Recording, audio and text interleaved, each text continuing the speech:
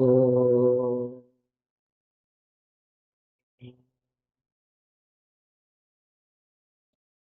असतो मा सद्गमय तमसो मा ज्योतिर्गमय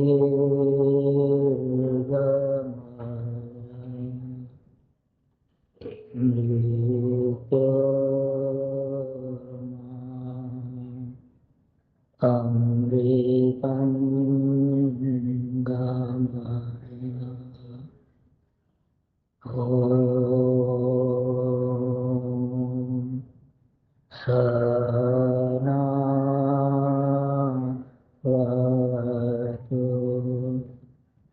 सहनौ पुनस्तु सवीर्यं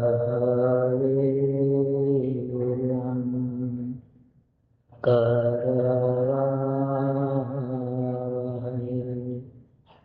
तेजस्विनावधीतमस्तु मा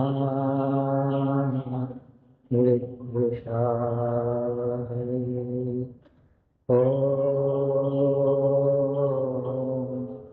शान्तिः शान्तिः शान्तिः। गुरु ब्रह्मा गुरु विष्णु गुरुदेव गुरु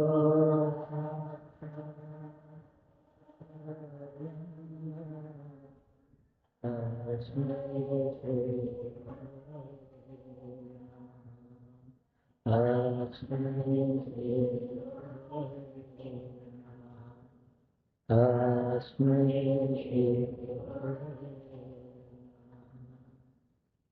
ॐ नमः शिवाय गुरुवे सच्चिदानन्दमूर्तये नमस्तस्मै नमस्तस्मै नमस्तस्मै नमो नमः।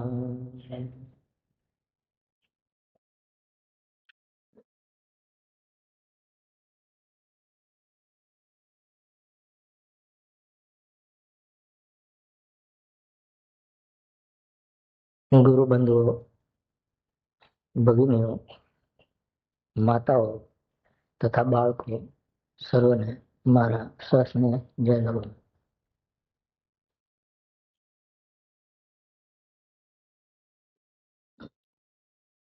આજે મહાશિવરાત્રિના શુભ પ્રસંગે આપની વચ્ચે આપણા ગુરુબંધુ શ્રી અમૃતભાઈ દેસાઈ નું આપણે સૌએ ભાવપૂર્વક સન્માન કર્યું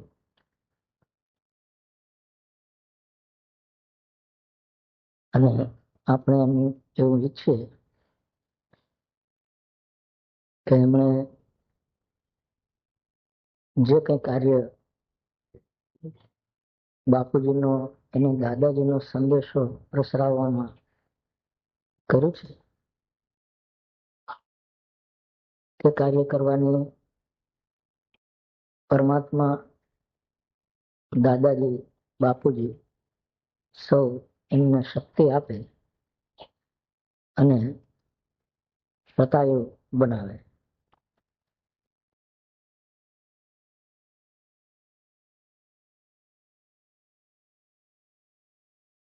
આપણે સામાન્ય રીતે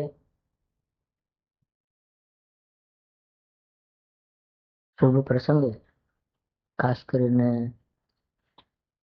જન્મદિવસે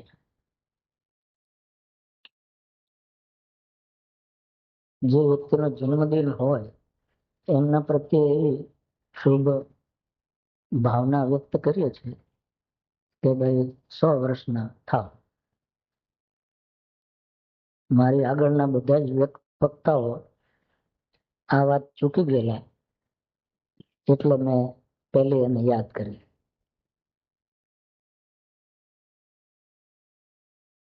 આમ તો આજે મારો પણ જન્મદિવસ તમે ઉજવો છો, પણ હવે પાઠકભાઈએ કહ્યું દિવ્ય શરીરની પ્રાપ્તિ થાય તો પછી 100 વર્ષનો હિસાબમાં છે, એટલે એ કઈ કહેવાની જરૂર રહેતી નથી.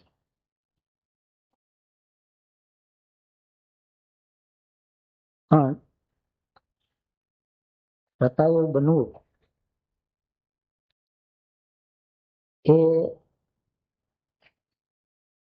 અઘરી વાત છે.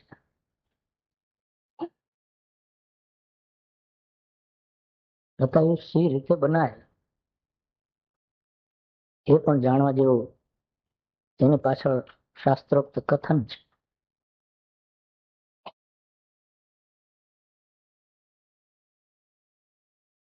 આપણે બધા જે કંઈ કર્મો કરીએ છીએ એ અનેક પ્રકારના હોય છે. સામાન્ય આપણે જે પ્રકારો જાણીએ છીએ તે સકામ ને નિષ્કામ કર્મ જાણીએ છીએ, અથવા પ્રારબ્ધ કર્મ, સંચિત કર્મ અને ક્રિયમાણ કર્મ આપણે જાણીએ છીએ. પણ જે કર્મો છે એનું એક બીજું વિભાજન પણ છે, આપણા શાસ્ત્રોમાં છે અને જૈન દર્શનમાં વિશેષ છે. એમાં જે કર્મના પ્રકારો છે એ એવા છે કે જ્ઞાનાવરણ કર્મ. આપણે કેટલાક કર્મો એવા કરીએ છીએ કે જેથી આપણું જ્ઞાન એના ઉપર આવરણ આવી જાય છે, એટલે આપણામાં અજ્ઞાન જન્મે છે. એટલે કેટલાક કર્મો આપણા એવા છે કે એનું કામ, એનું ફળ આપણને એવું મળે છે કે આપણું જ્ઞાન લુપ્ત થઈ જાય, આપણે અજ્ઞાની બની જઈએ. આપણે જગતમાં જોઈએ છીએ કે બધા એક સરખા જ્ઞાની નથી. એનું કારણ એ છે કે દરેકે જ્ઞાનાવરણ કર્મો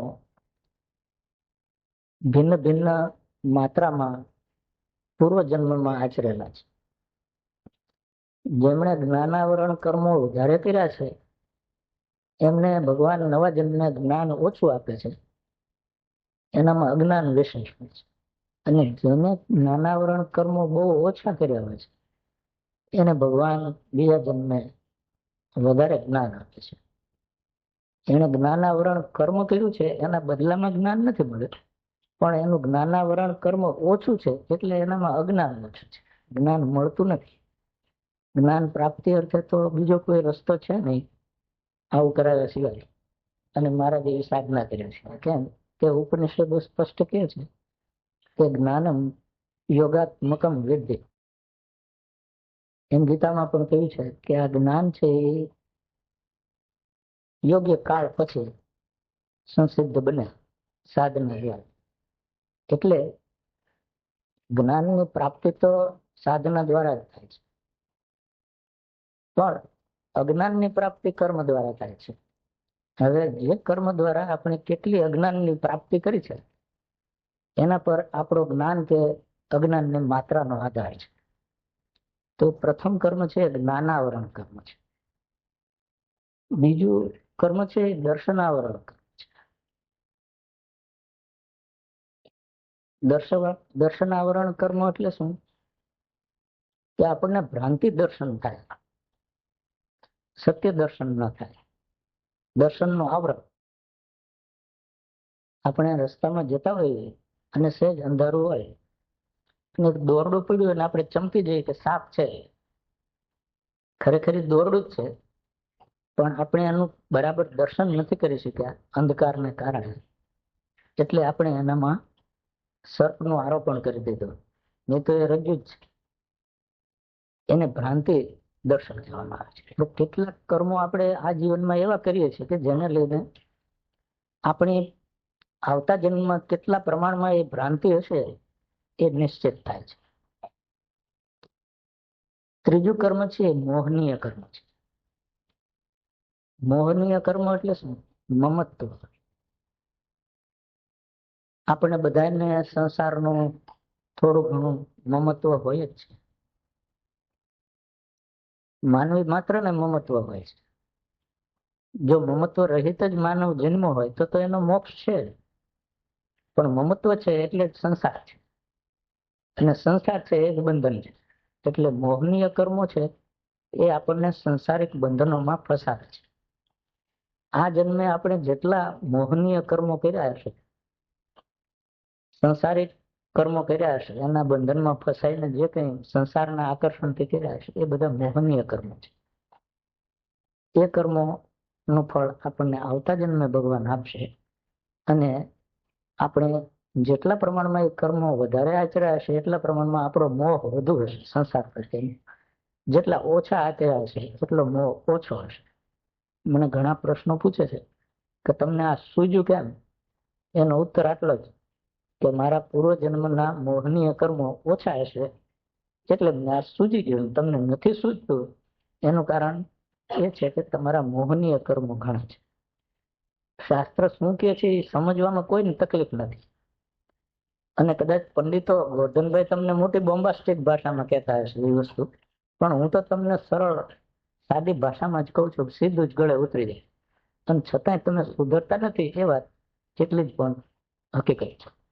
એનું કારણ હું સમજુ છું કે આ મોહનીય કર્મો છે એટલે અસર નહીં થાય. એટલે ત્રીજું એ મોહનીય કર્મ છે. ચોથું જે કર્મ છે એ આયુ કર્મ છે. આયુ કર્મ એટલે શું? કેટલાક કર્મો આપણે એવા કરીએ છીએ કે જેને કારણે આપણું આયુષ્ય નક્કી થાય છે. બધા કર્મો એવા નથી કે જેના પર આપણું આયુષ્ય નક્કી થાય. અમુક જ કર્મો એવા છે કે જેને કારણે આપણું આયુષ્ય નક્કી થાય છે. એટલે આપણે માનવીને બતાવ્યું કહીએ છીએ એવરેજ એજ હ્યુમન બિંગ ને લઈએ છીએ તો એવરેજ છે એ સરેરાશ છે. એટલું જ બધા જીવતા નથી. એથી વધુ પણ જીવે છે ને એથી ઓછું પણ જીવે છે. તો જીવનની વધઘટ કેમ થઈ? ભગવાન કઈ કોઈના પ્રત્યે વધારે ફેવર બતાવે છે અને કોઈના પ્રત્યે ઓછી ફેવર બતાવે છે એવું છે? એવું નથી. આપણા કર્મો માં આયુ કર્મો આપણે પૂર્વે કેટલા કર્યા છે એના પર આપણા આયુષ્યનો આધાર છે.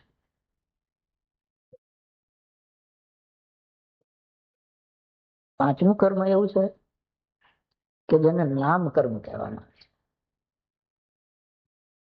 નામ કર્મ એટલે શું? તો તમે આપણે બધા નામ અને રૂપ બે ધારણ કરીએ છીએ.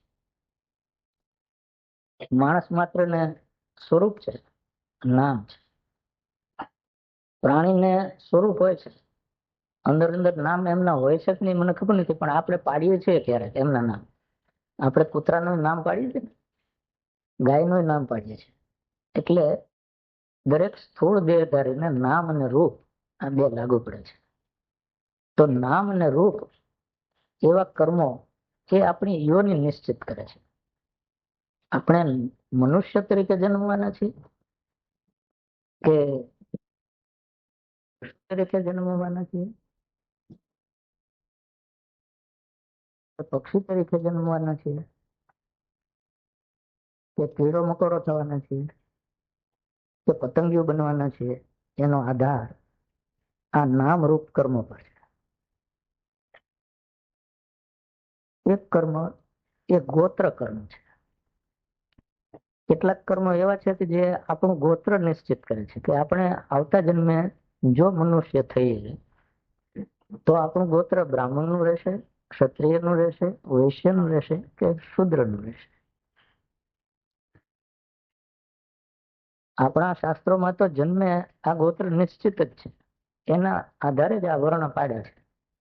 આપણે એને ગમે તેટલી નાબૂદ કરવા કોશિશ કરીશું અને કદાચ આપણે એમાં નહીં માનીએ તેથી ગોત્ર નથી એવું માનવાનું કોઈ કારણ નથી. એ વિજ્ઞાન તો એમનામ રહેશે. એ વિજ્ઞાન છે. એટલે કર્મ પ્રમાણે ગોત્ર પણ નક્કી થાય છે. આ બધા કર્મોના વિભાજન છે. એમાંનું એક આ આયુ કર્મ છે. એટલે આપણે સ્વતમ જીવે શરદ હોય એમ કહીએ છીએ બધા. એ આપણી શુભ ભાવના છે કે તમે 100 વર્ષ જીવો. પણ આ જન્મમાં જીવવાનું તો આપણા પૂર્વ કર્મ પર આધારિત છે.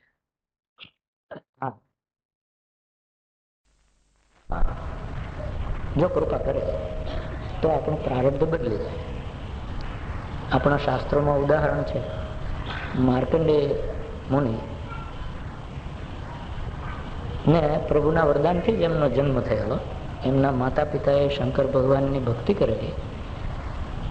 એટલે શંકર ભગવાનને પ્રસન્ન થઈને કહ્યું કે માગો. એટલે મૃકુંડ ઋષિએ પ્રાર્થના કરી, ભગવાન મારી તો કોઈ ઈચ્છા નથી, પણ મારી પત્નીને બહુ ઈચ્છા છે કે અમને એક પુત્ર આપો. ભગવાને કહ્યું કે ભલે પુત્ર આપો, પણ તારે સારું કામ કરે એવો પુત્ર જોઈએ કે નબળું કામ કરે એવો પુત્ર જોઈએ? ઋષિ કહે કે ભાઈ પુત્ર તો સારો હોય જ સારું ને, બાપનું નામ બોલાવે એવો પુત્ર શું કામનો? એટલે મારે તો સારો પુત્ર જ જોઈએ. તો ભગવાને કહ્યું કે જો સારો પુત્ર જોતો હશે તો ઓછા આયુષ્ય વાળો મળશે, અને ખરાબ કર્મ વાળો જોઈતો હશે તો ઘણું લાંબુ જીવશે. આમાં એક બીજો બોધ પાડે છે, બહુ લાંબુ જીવવા વાળા સારું જ કામ કરતા હોય છે એવું જ નથી, અને બહુ ટૂંકું જીવવા વાળા ખરાબ કામ કરે છે એવું જ નથી. સ્વામી વિવેકાનંદ છે, આદ્ય શંકરાચાર્યજી છે, એમના જીવન કાળ કેટલા ટૂંકા, 30માં બંને જીવન સંકેલી લીધું, પણ કેટલું મોટું સત્કાર્ય કર્યું. આપણે કદાચ 300 વર્ષ જીવીએ તો એટલું ન કરી શકીએ. એટલે લાંબુ આયુષ્ય એ આપણી દુનિયાવી દ્રષ્ટિએ ઠીક છે કે ભાઈ લાંબુ જીવો, કારણ કે આપણે બધા મોતથી ડરીએ છીએ એટલે એવા આશીર્વાદ આપીએ, પણ લાંબુ જીવવાથી આપણે હારા જ થઈ જવાના છે એવું પાછું માનવાનું ભૂલ કરેલું છે. એટલે મૃકુંડ ઋષિએ કહ્યું કે ભાઈ ભલે ઓછું જીવે પણ સારો કર્મ કરે એવો જ મારે પુત્ર જોઈએ છે. એ ભગવાને તથાસ્તુ કહ્યું. માર્કંડેય ઋષિનો જન્મ થયો એમના મૃકુંડ ઋષિના પુત્ર તરીકે. 14 વર્ષના થયા એટલે મૃકુંડ ઋષિ જાણતા હતા, એમના પત્ની પણ જાણતા હતા કે હવે આ બાળકનું આયુષ્ય સમાપ્ત થવાય, કારણ કે એમને 14-15 વર્ષનું જ આયુષ્ય હતું. પિતા તો જરા કઠણ હૃદયના હતા, પણ માતાનું હૃદય પોચું હોય એટલે માતા એક દિવસ રડવા લાગ્યા. એટલે મૃકુંડ ઋષિ એમને આશ્વાસન આપવા મળે કે આપણે 15 વર્ષ તો આપણી પાસે 14-15 વર્ષ તો દીકરો રહ્યો ને, હવે એટલો આનંદ માણ્યો ઘણું છે. એ એમને આશ્વાસન આપતા તે દરમિયાન માર્કંડેય ઋષિ બહારથી પુષ્પ વાટિકામાંથી પુષ્પો છૂટી લાવી અને ઋષિની સેવા પૂજાની તૈયારી કરવા માટે ઘરમાં દાખલ થયા. એમણે પણ જોયું કે મારી મા રડે છે અને મારા પિતાજી કંઈક આશ્વાસન આપે છે, એટલે પુત્ર તરીકે એની પણ ફરજ સમજીને એમણે માતાજીને પૂછ્યું કે માતાજી કેમ રડો છો? એટલે માતાજી કહે કે નહીં, કંઈ નહીં બેટા, સમજતું જ. એટલે માર્કંડેય ઋષિએ કહ્યું કે નહીં માં, શું તમને કેમ રડવું આવ્યું મને કહો, હું તમારો પુત્ર નથી, તમે મારા પિતાને કહો છો ને મારાથી કંઈક છુપાવો છો, એટલે જે હોય તે સત્ય કહો. એટલે એમના માતા તો બોલ્યા ને, એ તો વધુ રડવા લાગ્યા, પણ એમના પિતાએ એમને પણ લાગ્યું કે બાળકને એમ લાગે છે કે અમે કંઈક એનાથી છુપાવીએ છીએ, એ પણ ઠીક નહીં. માતા પિતાની એ ફરજ છે કે બાળકથી કંઈ છુપાવવું ન જોઈએ. એટલે એમણે કહ્યું કે બેટા, હકીકત આવી છે કે તને તારા જન્મ વખતે ભગવાને વરદાનથી તને અમારો પુત્ર બનાવ્યો છે, પણ તારું આયુષ્ય અલ્પ છે અને તારો આયુકાળ હવે સમાપ્ત થવાનો છે, એકાદ મહિનો જ બાકી છે. એટલે તારી માને એને કારણે રડવું આવે છે.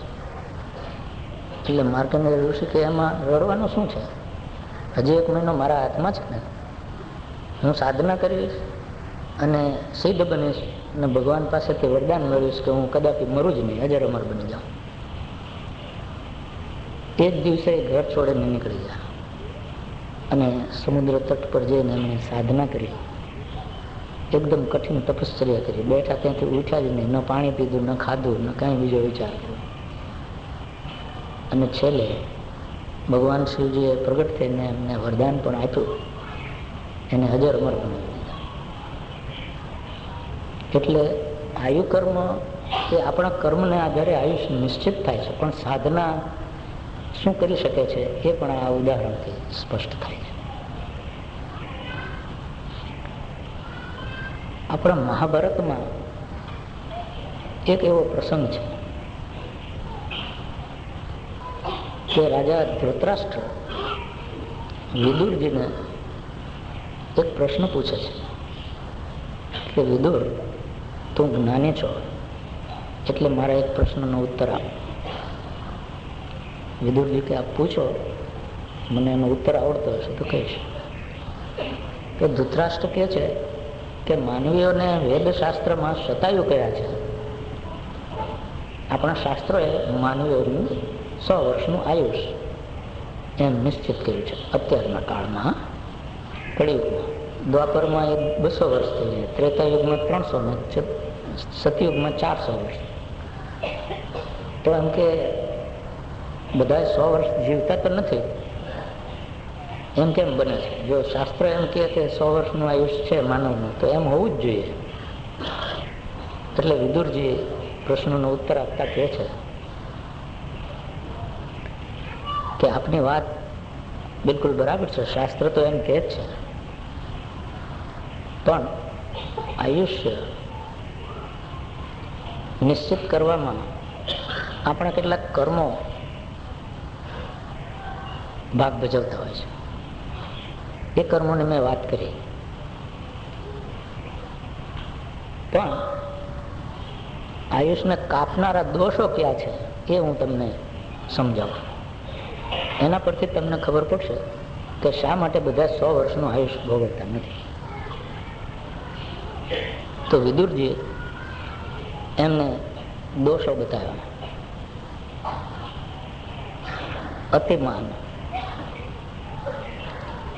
અતિમાન એટલે ખૂબ અભિમાન. અતિવાદ એટલે ખૂબ બોલવું, વાદ વિવાદ કરવો. અત્યાગ, ત્યાગ ભાવનાનો અભાવ. ક્રોધ. આત્મવિદિત્સા. આત્મવિદિત્સા એટલે સ્વાર્થના કર્મો, પોતાનો જ હિત જોવું, પોતાનો જ આનંદ માટે કામ કરવું. અને મિત્ર દ્રોહ, મિત્રનો દ્રોહ કરવો. આ 6 આયુષને કાપે છે.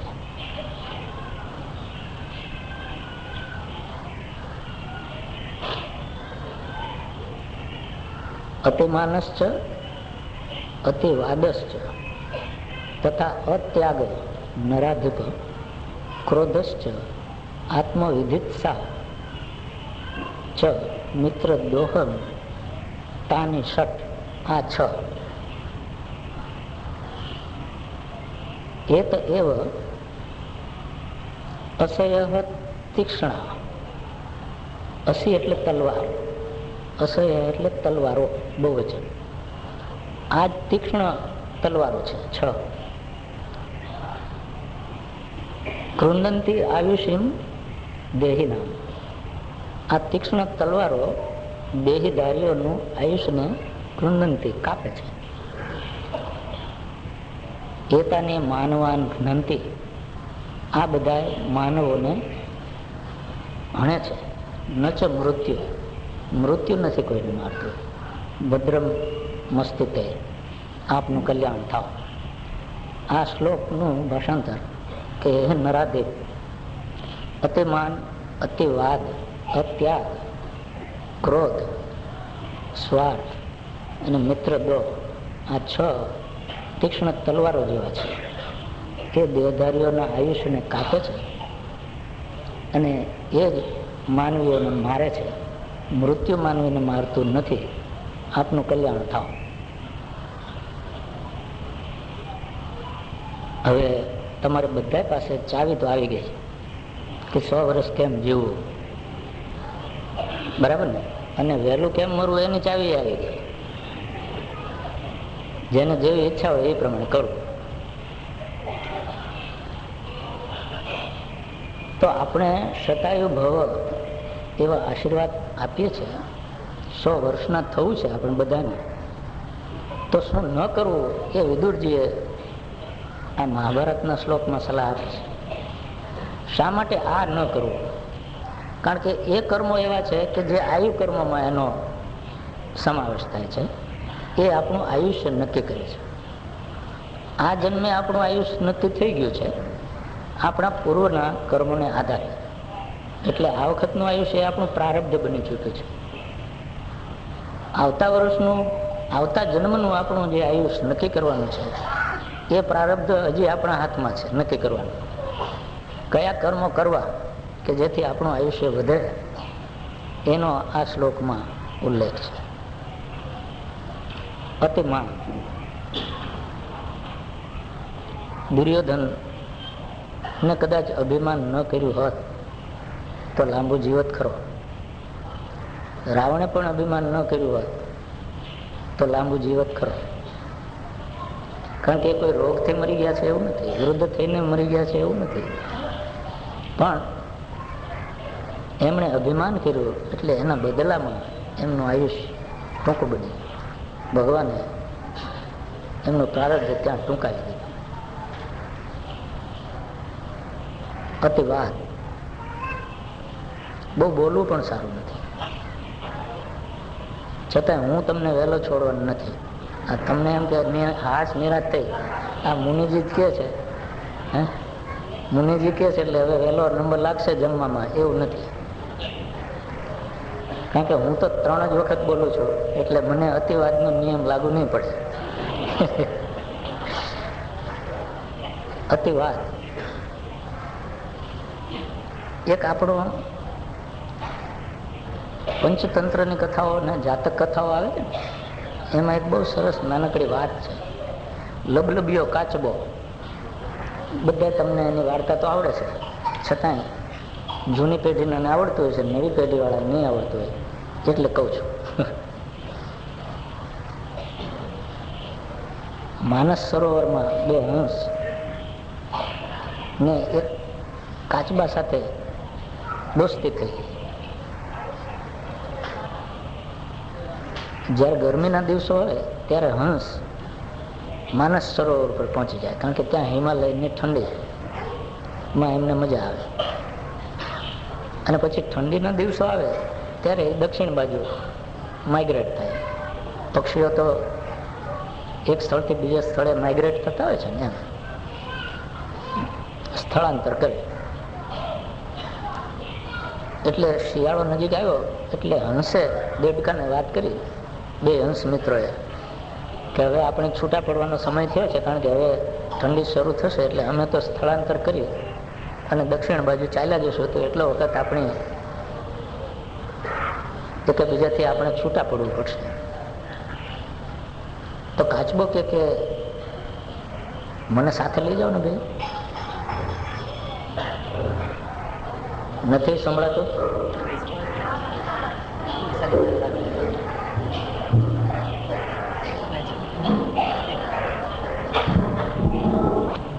એમાં મારા જીવવા કર્મનો દોષ નથી, પણ માઇક્રોફોનના કર્મનો દોષ છે.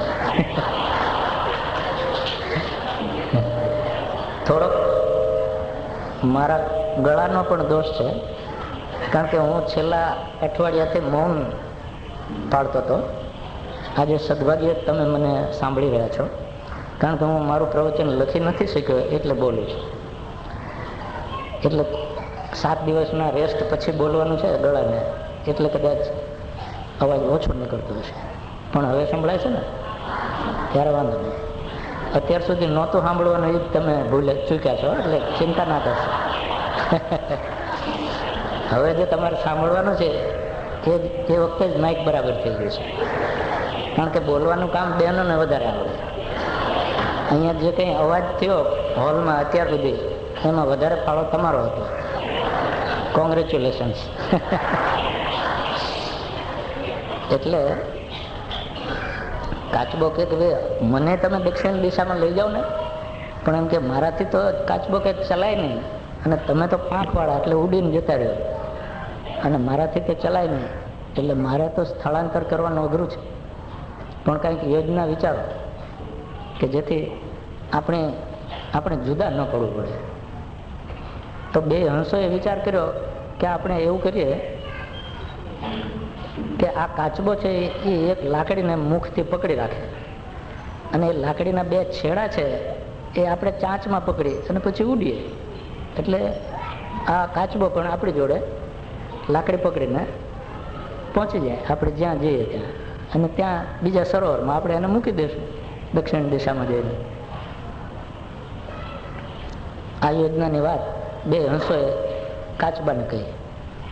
કાચબો કે એમાં શું, એ તો બહુ સરળ છે, હું લાકડીને પકડી રાખીશ. પણ હંસે એને ચેતવણી આપી, એના મિત્રો એટલે એને ખબર હોય ને કે જો કાચબાભાઈ, તમને બોલવાની બહુ આદત છે, તમે મૂંગા બેસી નથી રહી શકતા, એટલે જ્યાં સુધી આપણી સફર પૂરી ન થાય, આ એરોપ્લેનમાં જે તમારે ઉડવાનું છે એ ઉડાણ પૂરું ન થાય ત્યાં સુધી કંઈ બોલશો નહીં તો તમારું આવી બનશે. તો કે નહીં બોલ. પછી નિશ્ચિત દિવસે જ્યારે હંસ પ્રયાણ કરવાના હતા ત્યારે કાચબાને એક લાકડી એની પાસે લાવીને મૂકી. કાચબાએ એને મધ્ય ભાગમાંથી મોઢામાં પકડી લીધી, કસકસાવીને ટાઈટ. હંસોએ 2 છેડા ચાંચમાં પકડ્યા ને પછી ઉડ્યા, એટલે ભેગો કાચબો લાકડી હારે ઉડ્યો. હવે નીચે જ્યાં જ્યાંથી પસાર થાય ત્યાં લોકો જુએ કે અરે ભાઈ જુઓ તો આશ્ચર્ય કેવું છે, આ હંસ તો ઉડે એ તો આપણે ઉડતા જોયા છે, પણ આ કાચબો કેવો જો ને, લાકડી પકડીને એમ કે હંસ ભેગો ઉડ્યા કરે છે. ખરો એમ કે એને કિમ્યો શોધી કાઢ્યો. એટલે કોઈ હંસ વિશે એમ કે સાલો સ્વાર્થી કહેવાય, કાં તો કે ઠગ કહેવાય, આ કોકની મહેનતે એમ કે ચરી ખાય છે, એવું બધું બોલે ને. એટલે થોડો વખત તો એનાથી સહન થયું, પણ લાંબો વખત એ સહન ન કરી શકે. એમાં એક જગ્યાએ કોકે વધારે પડતી અને કઠોર ભાષામાં કંઈક કહી દીધું, એટલે એને કહેવા ગયો કે એમાં તમારા બાપનું શું જાય છે, આ હંસ મને પકડીને લઈ જાય છે, એમાં મહેનત એમને પડે, તમારે થોડી પાંખ પકડાવી પડે, તેમાં તમારા બાપનું શું ગયું, એમ કહેવા ગયો, એમાં એ સીધો નીચે પડ્યો. એટલે શું થઈ ગયું, એનું આયુષ્ય પૂરું થઈ ગયું. જો અતિવાદ એ અલ્પાયુનો એક કર્મ છે. અતિવાદ કરવાથી આયુષ્ય તરત ઘટી ગયું આ કાચબાનું. એટલે અતિવાદ પણ ન કરવો. અત્યાગ, સંગ્રહ કરવો બધું જ, તો પણ એ ખરાબ કર્મ છે. એટલે તો પતંજલિ ઋષિએ યોગીઓ માટે એક નિયમ મૂક્યો છે, અપરિગ્રહ, કે સંગ્રહ વધારે ન કરવો. તમને બધાને આશ્ચર્ય થશે કે આપણે સંગ્રહ કરીએ છીએ એને કારણે આપણે વહેલા મરી જવાનું છે. અને જો એમ જ હોય તો કાલથી તમે બધા શું કરશો, સમજી ગયા ને? જો બધા ઠંડા થઈ ગયા, તમે કંઈ કરવાનું નથી. તમે કહો કે વહેલા મરી જવાનું હોય તો આવતા જન્મ ભલે વહેલા મરી જવાય, પણ આપણી પાસે તો જે છે એ બરાબર જ છે, અને હજી આપણે કાંઈક વધારે ઘરમાં ખડકવું છે. તો અત્યાગ એ પણ અલ્પાયુ છે. એક તમને બધાને ભૂખ લાગી છે, પણ મારે તમને બેહાડી રાખવા છે, એટલે વાર્તા કીધા સિવાય તો છૂટકો નથી. કારણ કે નહીં તો તમને પેટમાં ગરુડ ગરુડ થાય એ યાદ આવે, પણ વાર્તા હું કહું તો તમે બધા મને બરાબર સાંભળશો. એટલે બીજી વાર્તા, આ વાર્તા જૈન દર્શનમાં છે. એક નાગદત્ત નામનો શેઠ હતો, નગર શેઠ હતો. એના પિતા પણ નગર શેઠ, ખૂબ પૈસાવાળા. એટલે એના પિતાના સમયકાળ દરમિયાન ત્યાંના રાજાએ એને નગર શેઠનો ઇલકાબ આપેલો. પૂર્વે જ્યારે રજવાડાઓ હતા ત્યારે આવું અસ્તિત્વમાં હતું. દરેક રાજ્યમાં નગર શેઠ હતા. તો એ નાગદત્ત શેઠ એ નગર શેઠ હતા. એમના પિતાએ ઘણું ધન એકઠું કરેલું. પછી એમના પિતા ગુજરી ગયા એટલે નાગદત્ત નગર શેઠ બન્યો. નાગદત્ત હજી યુવાન હતા. થોડા વર્ષો પહેલા જ એમને લગ્ન થયેલા. એમને ત્યાં એક પુત્ર જન્મેલો. એ પણ નાનો જ હતો, હજી 1 વર્ષનો જ. નાગદત્ત શેઠ ને એમ થયું કે આટલા બધા પૈસા છે અને આ ઘર મારું છે એ મને શોભા આપે એવું મોટું નથી, એટલે મોટી એક હવેલી બનાવું. એટલે એને કડિયાઓને, સુથાર, લુહાર બધાને કારીગરોને બોલાવીને કહ્યું કે આ રાજાનો જે મહેલ છે ને એનાથી પણ એક મોટી હવેલી બનાવો મારે માટે. કામકાજ શરૂ થયું. હવેલી પૂર્ણ થવા આવી. દંપતી આનંદમાં હતું. વિચારતા હતા કે કયા શુભ મુહૂર્તે આપણે હવેલીમાં પદાર્પણ કરીએ. એનું બ્રાહ્મણો પાસે મુહૂર્ત જોડાવાનું કહી દીધું. એક દિવસ શેઠ ઘેર આવ્યા ભોજન કરવા માટે દુકાનેથી, એમની પેઢી પરથી. એટલે પત્નીએ કહ્યું કે તમે આ બાબાને થોડી વાર રમાડો, સાચો ત્યાં હું તમારું ભોજન પીરશું, થાળી તૈયાર કરીને લાવો. એટલે પત્ની રસોડામાં જઈને ભોજન પીરસીને લાવ્યા. અને શેઠ પાટલા પર બેઠા બેઠા બાળકને રમાડતા હતા. એમના ખોળામાં બાળક રમતો હતો. શેઠે થોડુંક પોતાનું ભોજનમાંથી મીઠું કંઈક હશે તે બાળકને ખવડાવ્યું. પછી પોતે ભોજન ખાવાનું શરૂ કર્યું. એટલામાં બાળક તે પેશાબ કર્યો એ પેલી થાળીમાં પડ્યું. એટલે પત્નીએ કહ્યું કે લાવો હું થાળી બીજી બનાવી લાવું. એટલે શેઠ કે ના એમાં શું વાંધો છે, આપણા પુત્રનું મૂત્ર છે ને એમાં કઈ વાંધો નહીં, એ તો લાડકો છે. એટલે શેઠ એ ભોજન આરોગવા લાગ્યા. એ સમયે ભોજન કર્યા પછી શેઠ હિંડોળા પર બેસીને પાનનું બીડું ચાવતા હશે. ત્યાં એક જૈન મુનિ ભિક્ષાર્થે પધાર્યા.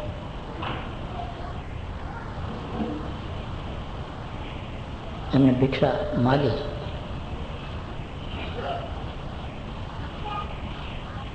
એટલે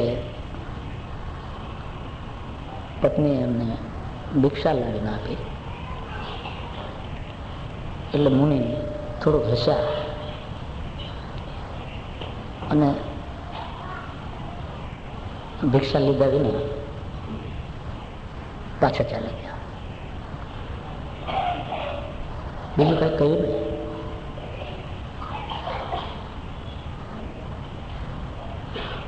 થોડા દિવસ પછી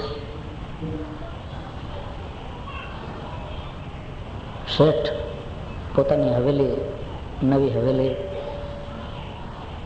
બંધાઈ હતી ત્યાં ગયેલા.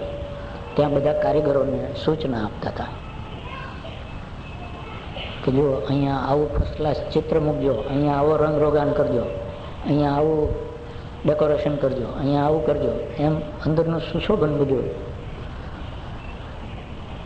અત્યારના જમાનામાં તમે ઇન્ટરનલ ડેકોરેશન કહો છો ને એવું શેઠ અંદરનું ડેકોરેશન સુશોભન કેવું હોવું જોઈએ એની સૂચનાઓ બધા કારીગરોને આપતા હતા. એ દરમિયાન આ જૈન મુનિ એ રસ્તેથી પસાર થયા. એમણે આ સૂચના સાંભળી અને ફરીથી એ હસ્યા અને આગળ ચાલ્યા. શેઠે જોયું કે આ જૈન મુનિ પહેલાં પણ મારે ત્યાં ભિક્ષા લેવા આવેલા ત્યારે હસેલા, આજે ફરીથી હું કંઈ બોલ્યો એના પર હસ્યા છે. થોડા દિવસ પછી ત્રીજો પ્રસંગ એવો બન્યો કે શેઠ પેઢી પર બેઠેલા દુકાનમાં. એવામાં બહારથી ગ્રાહકોને જોડે એક મોટો બકરો દોડતો અંદર દુકાનમાં પેસી ગયો અને મોટેથી બે કરવા માંડી ગયો. એની પાછળ એક કસાઈ દુકાનમાં ખુલ્લો છરો લઈને અંદર ઘૂસ્યો. એટલે શેઠે કહ્યું કે કેમ આ તું છરો લઈને અંદર આવ્યો? તો કે આ બકરો છે ને એ મારો છે, મેં ખરીદેલો છે, મારે એનો હલાલ કરવાનો છે. હું કસાઈનો ધંધો કરું છું અને મારા હાથમાંથી છટકી ગયો અને આપની દુકાનમાં ઘૂસી આવ્યો તો માફ કરજો, પણ હું એને પાછો લઈ જવા આવ્યો છું. એટલે શેઠના બીજા ગુમાસ્તાઓ હશે, જે ધર્મિષ્ઠ હશે, એને શેઠને કહ્યું કે શેઠ આ બકરો કપાઈ જાય ઠીક નહીં, આપણી દુકાનમાં આવ્યો તો આપણે કંઈક એનો બચાવ કરીએ. એટલે શેઠે કસાઈને કહ્યું કે તું આ બકરાને મારી ન નાખ, લઈ ના જા. તો કસાઈ કે ભાઈ જુઓ, મને તો આ બકરો છે એમાંથી પૈસા મળવાના છે, હું એને કાપીને એનું માંસ વેચવાનો છું અને મને આવક થવાની છે. તો તમે એની આવકના પૈસા મને આપી દેતા હોય તો બકરો રાખો, મને કઈ બકરો મારવો જેવી જરૂર નથી. એટલે શેઠ કે સારું, બકરાના જેટલા પૈસા થતા હશે એટલે હું આપી દઉં છું. તો ત્યાં બકરો કેટલામાં ખરીદે છે? એટલે પેલા જે રકમમાં ખરીદે છે એટલે કયા, એટલે શેઠ કે લે આ લઈ જા, એટલા પૈસા. કસાઈ કે હું એટલામાં જ થોડો વેચવાનો હતો, મેં ખરીદ્યો ભલે એને ઓછા પૈસામાં, પણ હું તો એનું માંસ વધારે, એમાંથી મને આવક થાય એ રીતે વેચવાનો, એટલે તમારે મને વધારે પૈસા આપવા જોઈએ. એટલે રકજકમાં પછી શેઠે કહ્યું કે તારે વધારે પૈસા તો નથી, આટલા જોઈતા હોય તો લઈ જા, નહીં તો બકરો લઈ જા. એટલે પેલો કસાઈ બકરો લઈને ચાલતો થયો. એ વખતે પેલા મુનિ મહારાજ ત્યાંથી પાછા એની દુકાન પાસેથી પસાર થયા. એમણે આ રકજક સાંભળી અને ફરી વાર હસ્યા. એ શેઠે જોયું. હવે શેઠને બેચેની થવા લાગી કે આ મુનિ મહારાજ 3 વખત હસ્યા કેમ. એટલે એક સાંજે દુકાનેથી છૂટી અને સીધા એમના આશ્રમમાં ગયા. મુનિ મહારાજને પ્રણામ કર્યા અને શેઠે કહ્યું કે મહારાજ, છેલ્લા થોડાક દિવસોમાં આપે મને 3 વખત દર્શન આપ્યા અને 3 વખત આપ કંઈક હસ્યા છો, એનું રહસ્ય શું છે આપ મને કહો. એટલે મુનિ મહારાજ કે ભાઈ હસ્યો એ વાત સાચી છે, એનું રહસ્ય છે એ વાત એ સાચી છે, પણ હવે તું એ રહસ્યને જાણીને શું કરીશ? તો કે ના, પણ મને કહો, મારે જાણવાની બહુ જિજ્ઞાસા હતી. આપ નહીં કહો ત્યાં સુધી મને ચેન નહીં પડે. તો કે હું કહીશ તો તને ચેન નહીં પડે. તો કે ભલે ના પડે, પણ હવે કહો જ તે. તારું આયુષ્ય 1 જ મહિનો બાકી રહ્યો છે.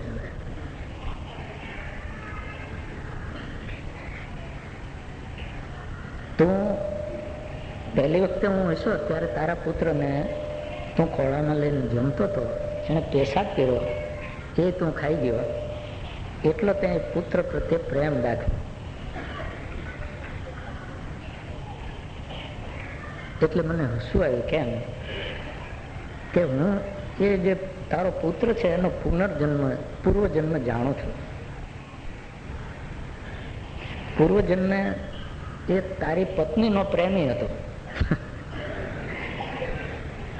એટલે તારી પત્નીના કુંખે આ વખતે પુત્ર થઈને જન્મ છે, અને એને આગલા જન્મે તારી હારે તો વેર હતું જ, કારણ કે તારી પત્ની હારેનો પ્રેમી હતો.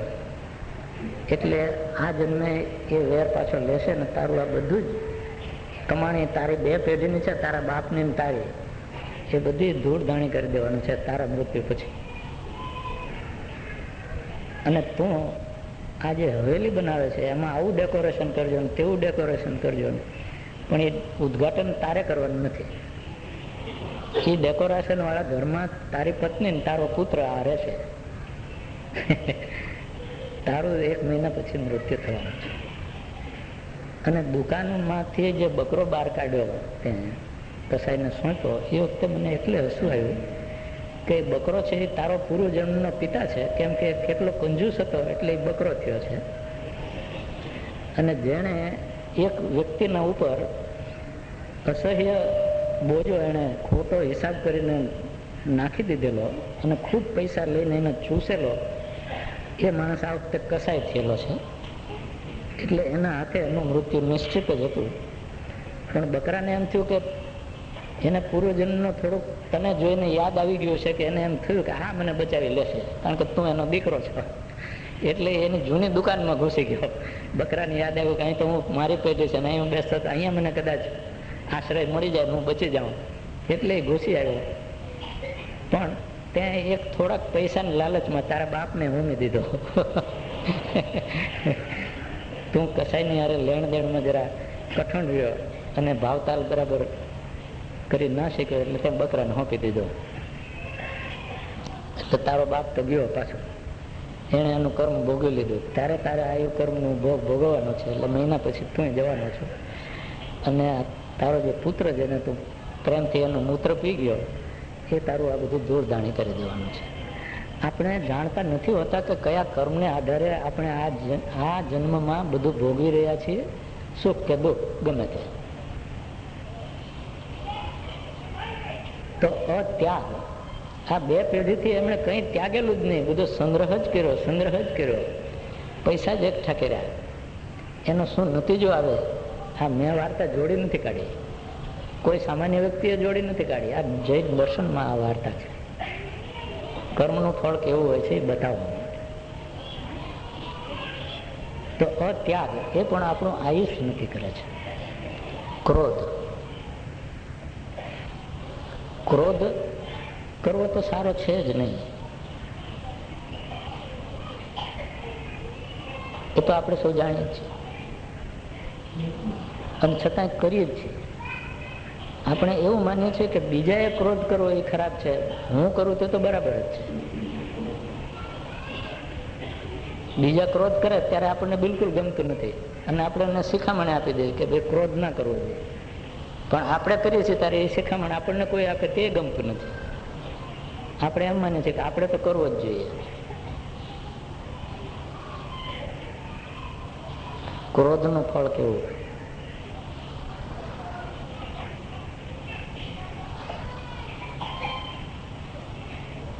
આપણે બધા જાણીએ છીએ કે ક્રોધ જેણે કર્યો છે એને કેવું પરિણામ મળ્યું છે. આપણા શાસ્ત્રમાં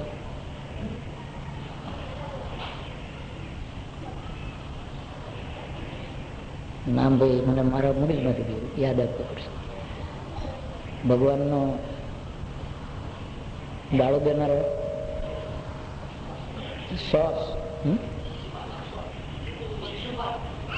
શિશુપાલ એને ભગવાન કૃષ્ણ ઉપર એટલો ક્રોધ કર્યો, પણ ભગવાને શિશુપાલની માતાને એમના ફૈબા થતા હતા એટલે વચન આપેલું કે 100 વખત ક્રોધ કરશે ને 100 વખત અપરાધ કરશે એ હું ક્ષમા કરી દઈશ, પછી નહીં કહી. એટલે શિશુપાલ ગાળો દેવા માંડ્યો ભગવાનને દુર્યોધનની સભામાં. મને તમને ન દેતા આવડે એવી ગાળો દે દેશે, હા વાંચજો. મહાભારત વાંચજો. એ ગાળો દેતો હતો ત્યારે એને એટલી બધી ઉત્તેજના હતી અને ભગવાન કૃષ્ણ એટલી શાંતિથી આ બધું સાંભળી રહ્યા હતા કે જાણે એમને આ કહેતો જ નથી. એટલે બધાને એમ લાગતું હતું કે કૃષ્ણ ઠંડા પડી ગયા. આ શિશુપાળ ગરમ થયો એટલે ભગવાન કૃષ્ણ કૂણા પડી ગયા. એમને ડર લાગવા માંડ્યો, એવું બધાને લાગવા માંડ્યું. પણ ભગવાન તો વેઢા જ ગણતા હતા કે આ ક્યારે 100મો પૂરો થાય. અને જેવે 100મો વેઢો ગયો, સ્વામી ગાળ એને દઈ દીધી એટલે ભગવાને ચક્ર ઉઠાવ્યું અને એ જ મિનિટે એનો વધ કરી નાખ્યો. જો ક્રોધનું તરત ફળ છે. અહીંયા એનું આયુષ્ય ખલાસ કરી દીધું એને. કદાચ એ 100 ગાળ ન બોલ્યો તો શિશુપાળ ઘણું લાંબુ જીવ્યું. તો ક્રોધ કરવો એ સારો નથી, કોઈને માટે સારો નથી. તમે કરતા હો તો એ છોડી દેજો, બીજા કરતા હોય તો એને સલાહ આપજો છોડી દે. અને આ તમને શા માટે કહું છું કે કૃપાલુ પરિવારના ઘણા ભાઈ બહેનો મારી પાસે આવે છે ફરિયાદ લઈને કે એમના કુટુંબમાં બીજી વ્યક્તિ ક્રોધ કરે છે. પછી હામી ફરિયાદે આવ્યો. ખાનગીમાં તમે કહી ગયા હો, પછી બીજા આવે તમારા વિશે કહેવા કે તમે ક્રોધ કરો છો. એટલે હું કહું સારું, સરભર થઈ જતો હોય છે તારે તો. પણ સરભર નથી થતું, બધાનું આયુષ્ય ઓછું થાય છે. ક્રોધ કરવા જેવો નથી.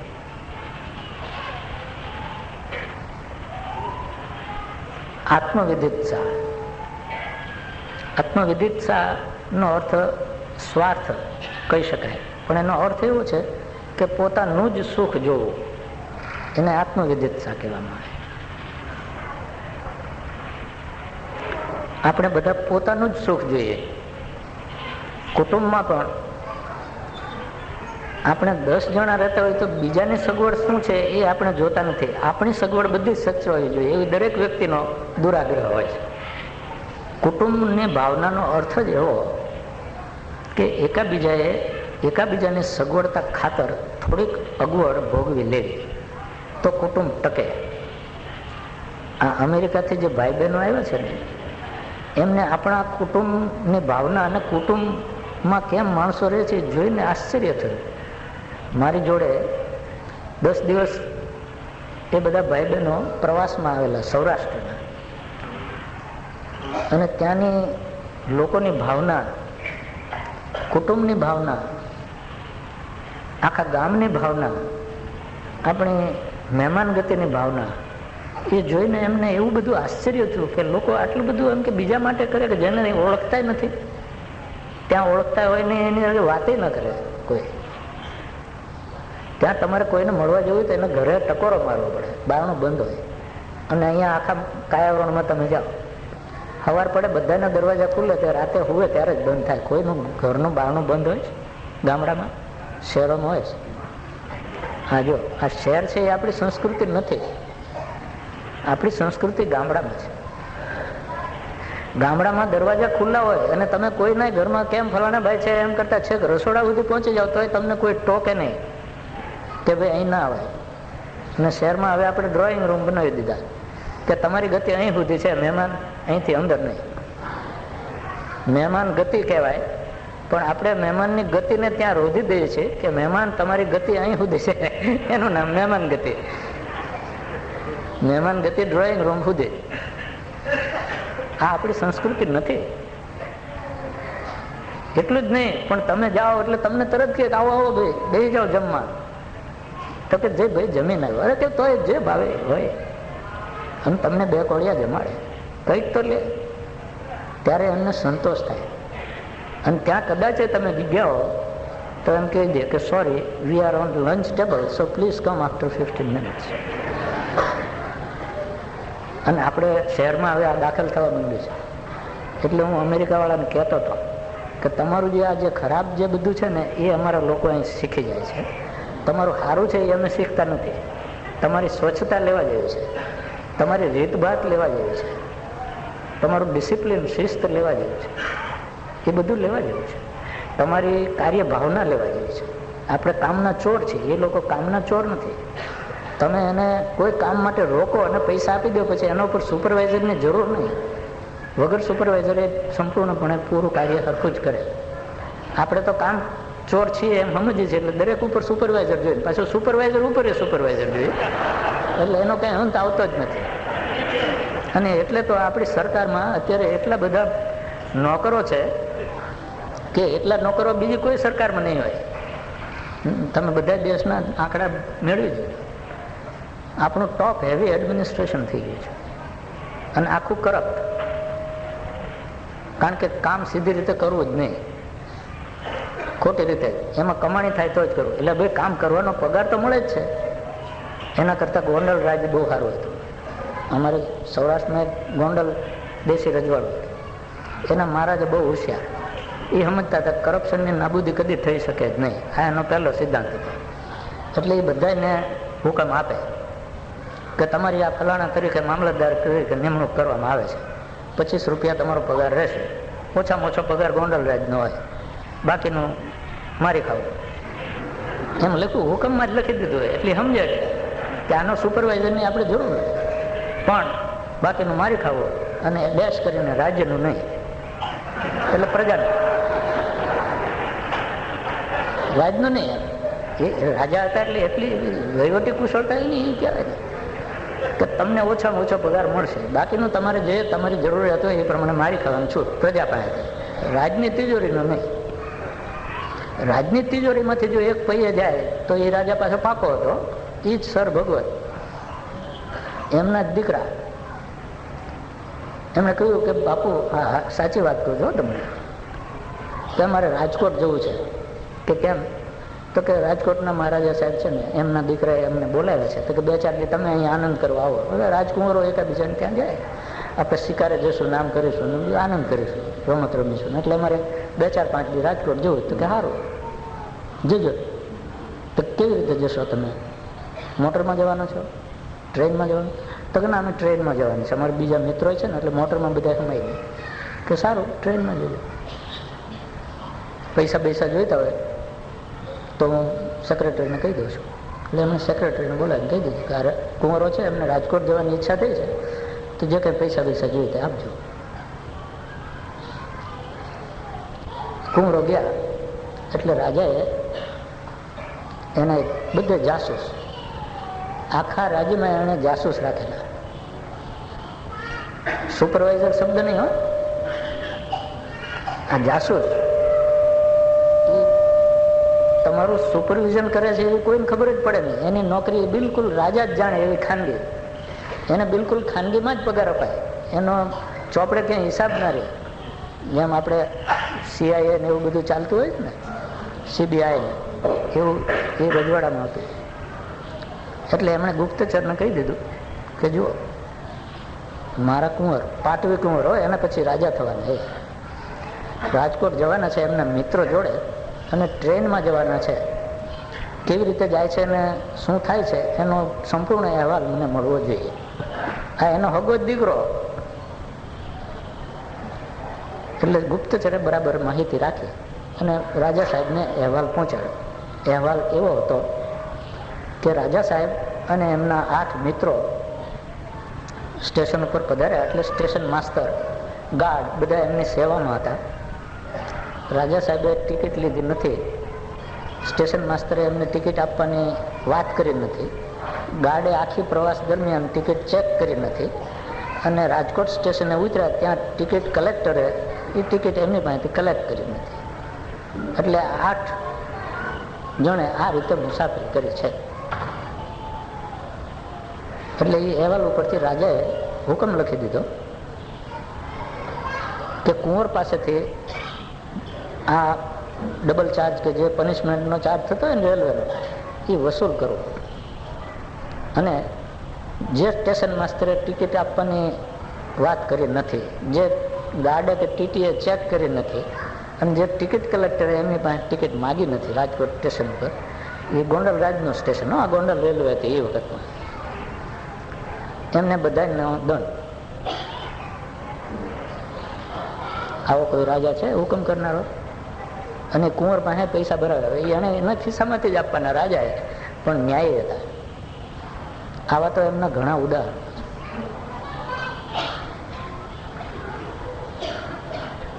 તો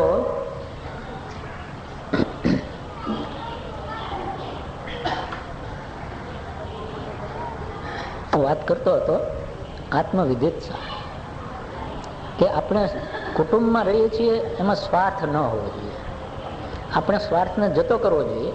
એવી જ રીતે સમાજમાં રહીએ છીએ તો સમાજનું હિત જોવું જોઈએ, આપણો સ્વાર્થ જતો કરવો જોઈએ. આજે તમે છાપામાં વાંચો છો કે બધા કોઈ દેશનું હિત જોતા નથી, નેતાઓ પક્ષનું હિત જોવે છે. અને પક્ષવાળા એમ કે છે કે કોઈ પક્ષનું હિત જોતા નથી, બધા પોતાની ખુરશીનું હિત જોવે છે. એવું જ આપણા ઘરમાં છે. આ તો આપણું કલ્ચર જ હિન્દુસ્તાનમાં એ થઈ ગયું છે, પણ એ હજી બગડ્યું નથી, હજી ગામડામાં સારું છે. તો આ સ્વાર્થ વૃત્તિ ઓછી હોવી જોઈએ. એનું એક ઉદાહરણ આપું ને. બેનો ભૂખા થઈ ગયા, બોલતા નથી, હા પાડતા નથી. આપું? ઠીક, ચાલો. એક વાર આ રામરાજ્યની વાત છે. આ પણ મેં જોડી કાઢી નથી હો, આ લખેલી વાત છે. હવે રામાયણમાં લખેલી છે કે બીજા કોઈ જોડી છે એ મને ખબર નથી, પણ એમ કહેવાય છે કે રામ રાજ્યમાં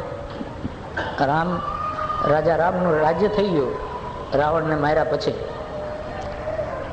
પછી રાજા રામ દરરોજ સવારથી સાંજ સુધી, જ્યાં સુધી દરેક વ્યક્તિને ન્યાય મળી ન જાય ત્યાં સુધી પોતાનું કાર્ય કચેરીમાં કરતા.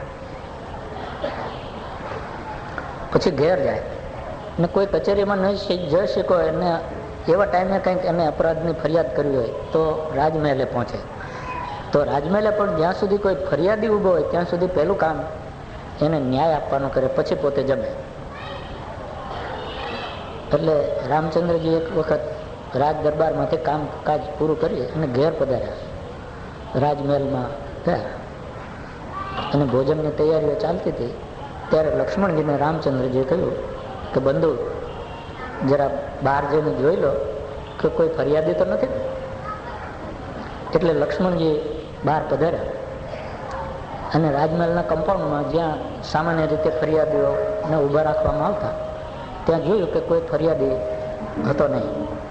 એટલે લક્ષ્મણજીએ કહ્યું કે ભગવાન, કોઈ ફરિયાદી આજે જણાતો નથી. રામચંદ્રજીએ કહ્યું કે ફરી એક વખત તમે ખાતરી કરી લો કે ચોક્કસ કોઈ ફરિયાદી નથી, ત્યાં કોઈ જ નથી કમ્પાઉન્ડમાં. એટલે ફરી લક્ષ્મણજી ગયા, પાછા આવ્યા કે ભગવાન, ત્યાં કોઈ મનુષ્ય તો છે જ નહીં. એક કૂતરો હું પહેલી વાર ગયો તો ત્યારે બેઠો હતો અને આ ફરી વાર ગયો ત્યારે કૂતરો બેઠો હતો, પણ હું આ વખતે ગયો ત્યારે ઊભો થઈને મારી બાજુ સામે આવવા લાગ્યો હતો, પણ ચોકીદારોએ એને રોક્યો. બાકી કોઈ ફરિયાદી ત્યાં છે નહીં, બીજું કંઈ કમ્પાઉન્ડમાં છે નહીં, આટલું જ બન્યું છે. તો રામચંદ્રજી કહે કે કૂતરો આ બાજુ મહેલ ભણી આવતો હતો ને તો એને પણ કંઈક ફરિયાદ છે. ચોકીદારોને કોક રોકે અને કૂતરાને મારી પાસે અહીં લાવે. લક્ષ્મણજીએ બહાર જઈને ચોકીદારને કહ્યું કે ભાઈ કૂતરાને ભગવાન રામચંદ્રજી પાસે લાવો. એટલે ચોકીદારો એ વિસ્મયમાં પડી ગયા કે આ કૂતરાને કેમ બોલાવ્યો. કૂતરો આવ્યો, એણે ભગવાનની પાસે જઈને નીચે બેસી અને આપણે જેમ પ્રણામ કરીએ એમ પ્રણામ કર્યા, પગ લાંબા આગળ કરીને. પછી નતમસ્તક કર્યું, નેમો. ત્યારે ભગવાને જોયું કે એના માથામાં કંઈક ઘા હતો જેમાંથી રુધિર ટપકતું હતું. એના 2-3 ટીપા ધરતી ઉપર પડ્યા એમના રાજમહેલની ફર્શ પર. એટલે ભગવાન રામે પૂછ્યું કૂતરાને કે શ્વાનરાજ, તમારે કંઈ ફરિયાદ છે? આ તમને મસ્તકમાં શું થયું? આપને કોઈ ઈજા કરી કે કંઈ દર્દ થયું છે?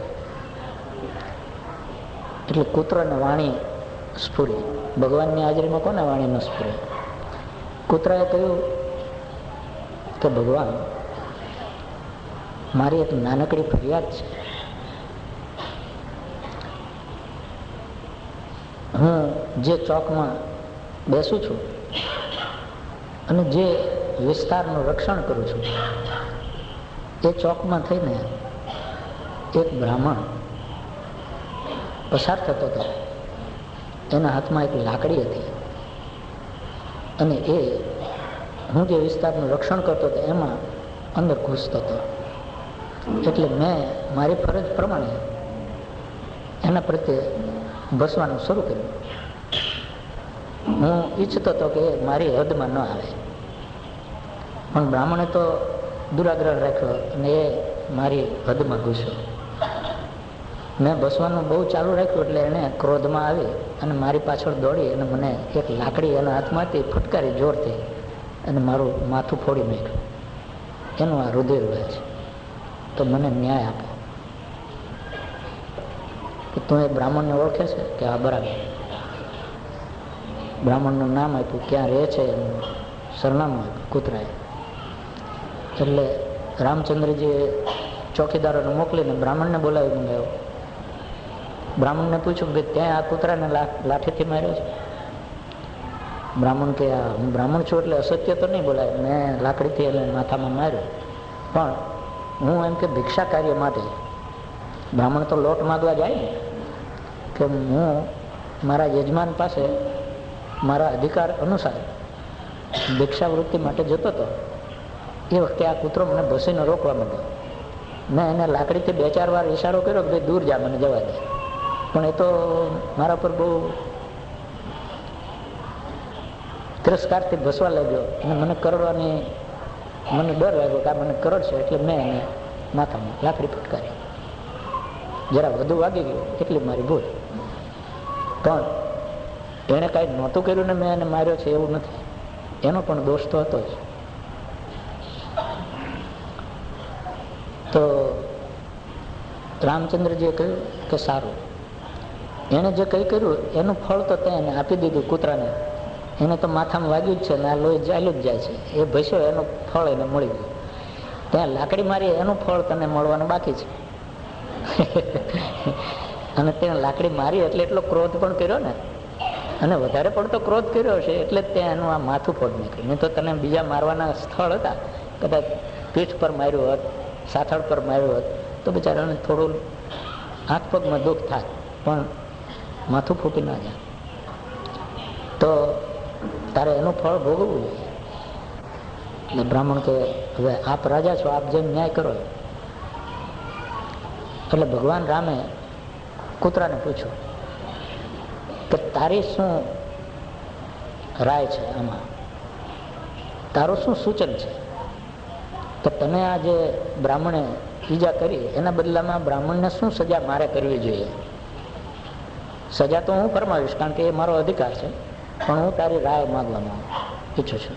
ત્યાં વકીલની જરૂર નહીં ને, વકીલો હતા ને એ જમાનામાં, એટલે આમાં પક્ષને જ પૂછવું પડે. તો કૂતરાએ કહ્યું કે ભગવાન, મારું જો આપ સૂચન પૂછતા હો તો મારું સૂચન એવું છે કે આ બ્રાહ્મણને આપણો કલિંજર દેશ છે, કલિંજર અહીંયાનો એક મઠ છે, આશ્રમ મોટો, એનો મહંત બનાવી દો એને, મઠાધીશ. એટલે લક્ષ્મણજી અને બધા ચોકીદાર જેટલા ઊભા હતા એ બધા કૂતરા પ્રત્યે એમનો સદભાવ પ્રગટ થયો કે કૂતરો કેટલો ન્યાયી છે, કેટલો સદભાવના વાળો છે, કે જેણે એનું ગુરુ કર્યું છે, જેણે એનું માથું ફોડી નાખ્યું છે, એને એક મઠનો મહંત બનાવવાની વાત કરે છે. એટલે રામચંદ્રજી તો ભગવાન હતા, એ તો બધું સમજે. એટલે રામચંદ્રજીએ કહ્યું કે શ્વાનરાજ, તમે બહુ ઉદારતા દાખવીને સૂચન કરો છો એવું આ બધા લક્ષ્મણજીને બધા અહીંયા હાજર છે એમને લાગે છે. ખુદ બ્રાહ્મણને પણ એમ લાગ્યું છે કે મેં આને લાકડીથી માર્યો એ ભૂલ કરી, એ તો મને મન બનાવવાની વાત કરે છે. કેટલો સજ્જન કહેવાય આ કૂતરો. તો એમ કે તમે આવું સૂચન કરવા પાછળની આપની ભાવના શું છે મને કહો, શ્વાનને કહે. એટલે કૂતરો બોલ્યો કે આને પહેલાના જન્મે હું એ કલિંજર મઠનો મઠાધીશ હતો, મહંત હતો. ત્યાં અનેક સેવકો છે, દાસ દાસીઓ છે, શિષ્યો છે, બ્રાહ્મણો છે પૂજા કરવા માટે, અને મોટું રાજમહેલ જેવો મઠ છે, બેસવા માટે સરસ ગાલીચા ગાદીઓ છે, મખમલના બિછાના છે, ખાવા માટે સ્વાદિષ્ટ રોજ સરસ ભોજન મળે છે, પૌષ્ટિક. કંઈ કરવાનું નહીં, બધાને બેઠા બેઠા ઉપદેશ જ આપવાનો, પ્રજલ્પ જ કરવાનો. એટલે ત્યાં તો બધી સુવિધા જ છે. એટલે આ બ્રાહ્મણ છે એને ક્યાંય દુઃખ નથી પડવાનું ત્યાં. તો કે તાર નહીં, અને સજામાં તો કંઈક દુઃખ પડવું જોઈએ. તો કે એ તો પછી એને પડશે. તો કે પછી કેવી રીતે પડશે? તો કે હું ત્યાં મહંત હતો ત્યારે દાસ દાસીઓને બધા સેવા કરતા હતા, એટલે હું એક ત્યાગી હતો, સંન્યાસી હતો, છતાંય મારામાં સ્વાર્થ વૃત્તિ એટલી બધી પેદા થઈ ગઈ કે મને એમ થઈ ગયું કે આ મહેલ જો મઠ મારો જ છે, હું એનો સ્વામી છું, આ બધા મારા નોકરો છે. એ બધા તો મારો એક શિષ્ય ભાવે મારી સેવા કરતા હતા, પણ હું એને નોકર ભાવે બધું માનતો હતો. એ બધા મને સ્વાદિષ્ટ ખવડાવતા હતા ભોજન, એ હું લહેરથી આરોગતો હતો, એમ માનતો હતો કે આ બધું મારું જ છે ને, મારી કમાણીનું જ છે, હું મહંત છું એટલે મારું જ કહેવાય. અને એ આશ્રમ મારા નામે મેં ચડાવી દીધેલો, અને ત્યારથી મહંતોના નામે એ આશ્રમ ચાલે છે. એટલે સંન્યાસીમાંથી હું પૂરો સંસારી જેવો જ થઈ ગયેલો. અને જ્યારે હું મહંત તરીકે મારો દેહાંત થયો, પછી યમરાજાના દરબારમાં મારે જ્યારે હાજર થવાનું થયું, ત્યારે ચિત્રગુપ્તે આ બધી માહિતી યમરાજ પાસે, ધર્મરાજ પાસે રજૂ કરી. એટલે ધર્મરાજે ન્યાય આપ્યો કે આ બધો ત્યાં મહંતાઈનો દુરુપયોગ કર્યો, માટે તું હવે કૂતરો થા આ જન્મે. એટલે બસ હું એને મહંત જ બનાવવા ઈચ્છું છું, બાકીનું તો એની મેળે જે થવાનું તે થવાનું જ છે. એ જેવો એ ગાદી પર બેઠો એટલે એનું આવતા જન્મનું નિશ્ચિત થઈ ગયું, એટલી મને ખાતરી છે. અને એટલે હું આ સૂચન કરું છું. એટલે આ ઉદાહરણ તમારા માટે નથી, એ મારા અમૃતભાઈ માટે છે કે આ ગાદી પર બેસવું હોય તો આટલી વાત ધ્યાનમાં રાખવા જેવી છે કે આ કાંઈ આપણું નથી, આપણા ખિસ્સા ખાલી જ છે. લોકો કરે છે, લોકો બેહાડે છે, અને લોકો તેવું કે એવું કરવાનું છે. બાકી આપણે તો આપણી સાધના જ કરવાની છે. એ જો ચૂકી ગયા અને જો આમાં લપટાઈ ગયા તો આપણે આપણો આગલો જન્મ નિશ્ચિત છે શાસ્ત્ર અનુસાર. અને આટલા બધાને લાકડીઓ ખાવી પડશે, આમાં એકે બાકી નહીં રહે. ભલે પંપાળીને મારશે લાકડી, પણ મારશે ખરા. એટલે આ આત્મવિદિત્સા, સ્વાર્થ એ એવી ચીજ છે કે ભલે ભલા નિસ્વાર્થી, જેને ઘર છોડ્યું એને સ્વાર્થી બનાવી દે, એવો આ સંસાર છે, એવી માયા છે આ બધી. એટલે મોજ મજા કરવા જેવી નથી. અને છેલ્લો મિત્રદ્રોહ. મિત્રદ્રોહ થી આયુષ્ય ઘટે. એ કેવી રીતે બને એનું એક ઉદાહરણ તમને આપું. એ પણ વાર્તા છે, એટલે તમને ભૂખ. 4 બ્રાહ્મણ પંડિતો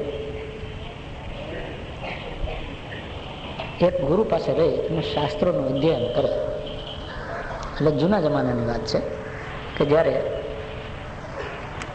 બ્રહ્મચાર્યો ગુરુના આશ્રમમાં રહે અને શાસ્ત્રાધ્યયન પણ કરતા. ગુરુ પાસેથી એમણે શાસ્ત્રાધ્યયન પૂરું કર્યું, ત્યાંથી એમને આશ્રમમાંથી વિદાય થઈ અને પોતે પોતપોતાના ગામ ભણી જતા હતા. ત્યારે 4 જણાએ વિચાર કર્યો કે હવે આપણે ગામ તો જવાનું, પણ અહીંથી નીકળીએ છીએ ત્યારે થોડું બીજા ગામોમાં ફરતા ફરતા પર્યટન કરતા જઈએ અને આપણા શાસ્ત્ર જ્ઞાનનો થોડો લાભ ગામના બીજા લોકોને પણ આપતા જઈએ. અને આપણે લાભ આપીને આપણા પ્રવચનમાંથી આપણને જે લોકો તરફથી જે કાંઈ ભેટ સોગાદ મળે એનું અર્ચન કરતા જઈએ. બ્રાહ્મણો માટે આ રિવાજ છે. એટલે 4 નીકળ્યા. પછી એક સ્થળે રોકાવાનું નિશ્ચિત કરતા પૂર્વે એમને થયું કે એક નગર તો આવ્યું, પણ આપણે પહેલા ભેગા બેસીને એટલું નક્કી કરી લઈએ કે જે કંઈ મળે એના ભાગલા આપણે 4 કેવી રીતે પાડવા. કારણ કે આપણે 4ની બુદ્ધિમત્તા થોડી ભિન્ન છે. કોક વધારે હોશિયાર છે, કોક થોડો એથી ઓછો હોશિયાર છે, કોક એથી પણ ઓછો હોશિયાર છે, અને કોક સાવ નબળો છે. તો પેલા જે 3 વધારે હોશિયાર હતા એમણે એવું નક્કી કર્યું કે ભાઈ વધારે હોશિયાર હતો એ કે હું 40% લઈશ. તો બીજો કે હું 35% લઈશ. ત્રીજો કે હું 25% લઈશ. એટલે 100% થઈ ગયા ને. એટલે ચોથાને ભાગે કઈ ટકા રહ્યા નહીં. એટલે ચોથો કે ભાઈ મારે ભાગે તો ભાઈ હવે અમે તો અમારી હોશિયારી પ્રમાણે આ માગ્યું. હવે તને કશું આવડતું છે ને, તું ગુરુ પાસે ભણ્યો એટલું જ, પણ ત્યાં તો આ સેવા જ કરી ગુરુની. ગુરુને પાણી આપ્યું ને પગ ચાંપ્યા ને ગુરુની પથારી પાથરી આપીને. શાસ્ત્રમાં તો તું હાજર રહેતો નતો ને એ વખતે તને બગામ આવતા હતા, કેમ કે તું આખો દી આ સેવામાં કામમાં રહેતો હતો. એટલે શાસ્ત્ર ત્યાં અધ્યયન કંઈ કર્યું નહીં. એટલે તને બીજું આ પ્રવચન કરતા તો આવડવાનું નથી. એટલે તું લોકોને બીજું શું આપી શકો ને, એટલે તને તો કંઈ મળે નહીં. તો આ કે સારું ભાઈ કંઈ આપશો નહીં, પણ મને હારે તો આવવા દેશો ને. લોકો મને ભોજન આપે એટલું તો કે હા એ તને ખવડાવતા હોય તેનો અમને વાંધો નથી, પણ લોકો અમને જે ભેટ સોગાદ આપશે એમાંથી તને કંઈ મળશે નહીં. સારું. એટલે ચારે આગળ ચાલ્યા. હવે જો આ ચારે મિત્રો હતા, પણ પેલા એ 3 જણા એને એમ કહી દીધું કે તું આમાં અમારો મિત્ર નહીં, જ્ઞાનમાં, કેમ કે તું અજ્ઞાની છું. હવે એક નગર આવ્યું, ત્યાં એ લોકોએ કંઈ થોડી ભેટ સોગાદો લીધી, મળ્યું, બધા એના ભાગલા પાડી દીધા. આને કંઈ બિચારાને આપ્યું નહીં. અને પેલા જેમને ભોજન આપ્યું એટલે ભોજન ખાઈને એને સંતોષ આગળ ચાલ્યા. એટલે બધાએ જ્ઞાનની વાતો કરતા કરતા એમ કે હું આટલું જાણું, પેલો કે હું આટલું જાણું, પેલો કે હું આટલું જાણું. એટલે એક જણ કે જો આ રસ્તામાં જતા એક હાડકાનો ઢગલો પડેલો, ત્યાં વેરાયેલા જંગલમાં હાડકા તો મળે, કોઈને કોઈ પ્રાણી મરી ગયું છે, તો કે જો હું આ હાડકા છે ને એને મંત્રવાળું પાણી છાંટી અને એવા ગોઠવી દઉં કે એના ઉપરથી તમને ખબર પડે કે આ કયા પ્રાણીના હાડકા છે. એટલે એને મંત્ર ભણીને પાણી છાંટ્યું, એટલે હાડકા બધા એના ગોઠવાઈ ગયા. એટલે બધાને લાગ્યું કે આ તો સિંહના હાડકા છે, સિંહ મળી ગયેલો છે એના હાડકા છે, એનો અસ્થિપિંજર છે. એટલે છૂટાછવાયા થઈ ગયા છે હાડકા, એટલે ભેગા થઈ ગયા ને ગોઠવાઈ ગયા. તો બીજો કે તું આ માત્ર હાડકા જ ભેગા કરી જાણે ને, પણ હું જો એને આ મંત્રેલું પાણી છાંટું તો એના ઉપર માંસ ને ચામડી બધું જ આવી જાય, સિંહ જેવો દેખાવ થઈ જાય આખો. આ તો એટલા હાડકા જ ગોઠવાય. એમ કરીને એને મંત્ર ભણીને પાણી છાંટ્યું એટલે પેલા દેખાવ સિંહ જેવો થઈ ગયો. એટલે પેલો ત્રીજો વિદ્વાન હતો ને એ કે તમે બે આ હાડકા ને માંસ ને બધું ગોઠવી એને સિંહ તો બનાવે, પણ આ તો મરેલો કહેવાય, આ તો પૂતળા જેવો જ કહેવાય. એનામાં જીવન થોડું છે, તમે કોઈ એને જીવન આપી શકો? તો પેલા બે કે ભાઈ એટલું તો અમે નથી કરી શકીએ. એટલે ત્રીજો કે હું એને મંત્રનું પાણી છાંટું ને તો એ સજીવન કરી દઉં, એનામાં જીવન પણ સંચાર કરી દઉં. એટલે પેલા બીજા બે કે અરે એવું તો બનતું હશે, એટલું બધું તું શેર થઈ ગયો? તો કે હા. એટલે પેલો ચોથો છે ને એ સમજી ગયો, એટલે ઝાડ ઉપર ચડી ગયો. જેને કાંઈ નહોતું આવડતું ને એ બુદ્ધિ વાળો હતો, એટલે ઝાડ ઉપર ચડી ગયો. અને આ એકાબીજાને ખેંચતાણમાં અરે તને ના આવડે, અરે પેલો તો મને આવડે, તો પેલા કરી બતાવજો. એટલે પેલા મંત્ર લઈને છાંટ્યો એટલે સિંહ થઈ ગયો સજીવન. હવે સિંહ તો સિંહ જ હોય ને, એને કઈ થોડી ખબર હોય મને કોણે સજીવન કર્યો. એટલે એને તો તરત 1 2 3 ત્રણેયનો કોળિયો કરી દીધો. લ્યો, તમને ભૂખ લાગી હોય તો વાર લાગે, અને સિંહને ભૂખ લાગે તો કેટલી વાર? તરત. તો એ ત્રણેયને સિંહ એમાં જ નાખ્યા. હવે જો એ 3 કેમ મરી ગયા અને પેલો કેમ બચી ગયો? પેલો નિખાલસ હતો, એને આ લોકોનો દ્રોહ કર્યો નતો. પેલા 3 એનો દ્રોહ કર્યો કે તને કઈ ભાગ નહીં મળે. નહીં તો એને પણ ગુરુ બંધુ તરીકે એને ભાગ આપવો જોઈએ. તો આ મિત્ર દ્રોહ છે. મિત્ર દ્રોહ કરવાથી પણ એને આ 3 જણાએ તરત જાન ગુમાવી. જો હવે તમને નક્કી થઈ ગયું ને કે આયુષ નક્કી કરવામાં આ 6 વસ્તુઓ ખૂબ કામ કરે છે. અને એ 6 વસ્તુઓ આ મેં નથી જોડી કાઢી, આમાંની એક વાર્તા મેં નથી જોડી કાઢી. મેં તો શાસ્ત્રને અને વાર્તાને ભેગું કરીને તમારી સમક્ષ મૂક્યું છે. તો આજના પ્રસંગે મારું વક્તવ્ય મેં શતાયુથી શરૂ કર્યું હતું કે શતાયુ જો બનવું હોય તો આ 6 દોષોને તમારાથી દૂર રાખજો. અતિમાન, અતિવાદ, અત્યાગ, ક્રોધ, આત્મવિદિત્સા એટલે સ્વાર્થ અને મિત્રદ્રોહ આટલું ન કરશો. જો એટલું તમે નહીં કરો તો આવતા જન્મે તમારું આયુષ 100 વર્ષનું પૂરું, એમાં કોઈ શંકા નહીં. પછી કોઈ તમને સત જીવત શરદ એવા આશીર્વાદ આપે કે ના આપે, પણ તમે તમારા કર્મથી એ આશીર્વાદ જાતે જ લઈ લેવાના છો. એટલે આજના પ્રસંગે આપણે અમૃતભાઈનું અભિવાદન કર્યું, તેથી મને પણ ખૂબ પ્રસન્નતા થઈ છે. તમે બધા છેલ્લે ભૂખ્યા હો તોય એક વાત સાંભળવા બહુ ઉત્સુક હો છો, અને આગલા 1-2 વખતથી મેં તમને બહુ ટાઈમ એના વિશે આપ્યો નથી, એટલે મારે તમને શિવરાત્રિ પર આપવો જોઈએ એમ મેં કહેલું. એ મુજબ થોડી વાત એ વિશે પણ કહીશ કે દાદાજીની કૃપાથી હવે મથન ક્રિયા શું છે એ મને સમજાઈ ગયું છે.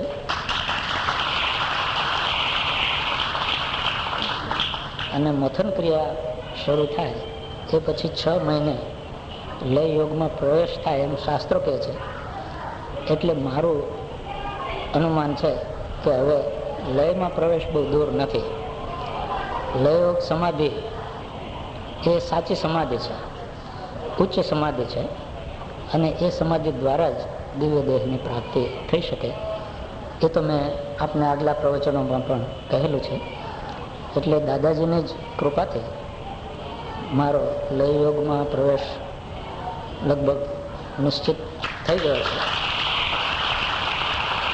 પણ પાકો પ્રવેશ તો 6 મહિના પછી થશે, કેમ કે જ્યાં સુધી મથન ક્રિયા સંપૂર્ણ ન થાય ત્યાં સુધી પૂર્ણ પ્રવેશ ન કહેવાય. શાસ્ત્રો કહે છે કે 6 માસ મથન ક્રિયા ચાલે. શાસ્ત્રો એ પણ કહે છે કે દરરોજ મથન ક્રિયા ન ચાલે, થોડા થોડા સમયે ચાલે. પણ મથન ક્રિયા શું એ હું આજ દિવસ સુધી સમજ્યો નહોતો. મારા આગળના પ્રવચનોમાં મેં તમને કાયમ કહ્યું હતું કે મથન ક્રિયા શરૂ થાય એની હું રાહ જોઉં છું, પણ મથન ક્રિયા હજી શું છે તે હું સમજ્યો નથી. એ હવે મારે કહેવાનું રહેતું નથી, કારણ કે મને દાદાજીની કૃપાથી મથન ક્રિયા સમજાઈ ગઈ છે. દાદાજીએ બીજી પણ કૃપા કરી છે કે આપણે જે કાર્ય આરંભ્યું છે કાયાવરણ તીર્થ સેવા સમાજે બાપુજીની આજ્ઞા અનુસાર કે સંસ્કૃતિનું પુનરુત્થાન પર પણ આ તીર્થધામમાંથી જ થવું જોઈએ. આપણે તીર્થ તો બનાવી દીધું, ભગવાનને મંદિરમાં બિરાજ્યા એટલે તીર્થ તો થઈ ગયું. એ કામ તો ચાલે જ છે અને ચાલ્યા જ કરશે. બીજું કાર્ય જે કરવાનું છે એના વિશે પણ દાદાજીએ કૃપા કરીને મને થોડો પ્રકાશ આપ્યો છે, અને એ પ્રકાશ રૂપે આપણે જે કંઈ કરવાના છે એ યોજના ના 2 વિભાગો પાડવાના છે. એક પ્રવૃત્તિ માર્ગનો વિભાગ અને એક નિવૃત્તિ માર્ગનો વિભાગ. અત્યાર સુધી આપણી પરંપરામાં દાદાજી પછી બાપુજી એ સાધના કરવા માટે નિવૃત્તિ ધર્મ અપનાવ્યો. જ્યાં સુધી મંદિરનું સ્થાપન થયું ત્યાં સુધી નિવૃત્તિ ધર્મ ની સાથે સાથે પણ આપણે કાર્ય કરી શક્યા. બાપુજીએ મને દીક્ષા આપી, મેં પણ નિવૃત્તિ ધર્મ અપનાવ્યો. અલબત્ત એક પ્રવૃત્તિ મેં કરી, યોગ વિદ્યાલય, અને એ હજી મારાથી શક્ય એટલી કરું છું. બાકીની પ્રવૃત્તિઓ આપણા સંસ્થાના આગેવાન કાર્યકર્તાઓ અને તમે બધા ચલાવી રહ્યા છો સાથ સહકારથી. આપણે સંતોષ લઈ શકીએ એટલું કાર્ય આપણે બધાએ કર્યું છે એમ કહી શકીએ આપણી હેસિયત મુજબ. પણ હજી છતાં ઘણું મોટું કામ કરવાનું બાકી છે, અને એ પણ દાદાજીએ સોંપેલું કાર્ય છે. અને એ કાર્ય વિશે જેમ બાપુજી ચિંતિત હતા એમ હું પણ ચિંતિત રહ્યો છું. અને બાપુજી જેમ કહેતા કે ભગવાનને કાર્ય સોંપ્યું છે તો એ પૂર્ણ કરશે, એમ હું પણ તમને એમ કહેતો આવ્યો જ છું કે દાદાજીનું કાર્ય છે એટલે એ તો એ પૂર્ણ કરશે એમની રીતે. પણ કોઈ નિમિત્ત વિના કાર્ય પૂરું થતું નથી. તો આપણે બધાએ એ કાર્યમાં નિમિત્ત બનવાનું છે. આપણો પરિવાર ભારતનો પરિવાર છે કે એમાં અહીંયા કાયમ છે, સક્રિય છે. આ સ્થળેથી જે કંઈ કરવાનું છે એ કરવા માટે. અમૃતભાઈએ આજે એમના પ્રવચનમાં કહ્યું કે એમણે જે પરિવાર ઊભો કર્યો છે એ એમની મહેનત છે, છતાં એ એમ કહે છે એ એમની નિસ્વાર્થ ભાવના છે કે આ પરિવાર બાપુજીનો છે, દાદાજીનો છે. અને હું એ મુનિજીના ચરણે પરિવારને પણ અર્પણ કરું છું કે એમનો શબ્દો ખૂબ આપણને બધાને પ્રોત્સાહન આપ્યા છે. અને એમણે એટલી ભાવના બતાવી છે કે પણ હું દાદાજીની જ કૃપા સમજુ છું. અને દાદાજીએ જ એમને આ પ્રેરણા એમના મગજમાં મૂકી હશે અને એમનાથી આ શબ્દો અહીંયા બોલાયા. કદાચ એમણે વિચાર્યું નહીં કે મારે આવું બોલવું છે. પણ આપણે બધા તો દાદાજીના નિમિત્ત છીએ. એ જ્યારે આપણા મગજમાં જે કંઈ મૂકે છે તે આપણે કરીએ છીએ અને બોલીએ છીએ. પણ હવે કદાચ એ સમય આવ્યો છે કે જ્યારે એની નક્કર યોજના પણ આપણે વિચારવાની છે.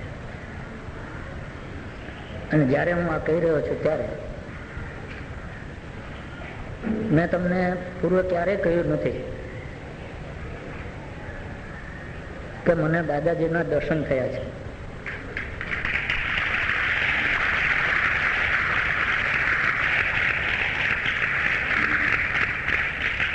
પણ આજે હું એમ કહી શકું એમ છું કે મને દાદાજીના સાક્ષાત દર્શન થયા છે.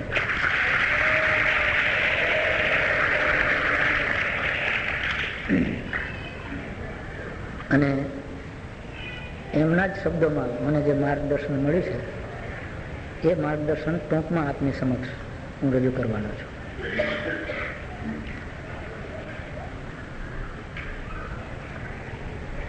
પહેલા મેં મારા સ્વાર્થની વાત કરી લીધી. દાદાજીને પૂછી લીધું કે મારું ગાડું કેટલે હવે લયયોગમાં પ્રવેશ ક્યારે થશે, મને અટકાવી કેમ રાખ્યો છે.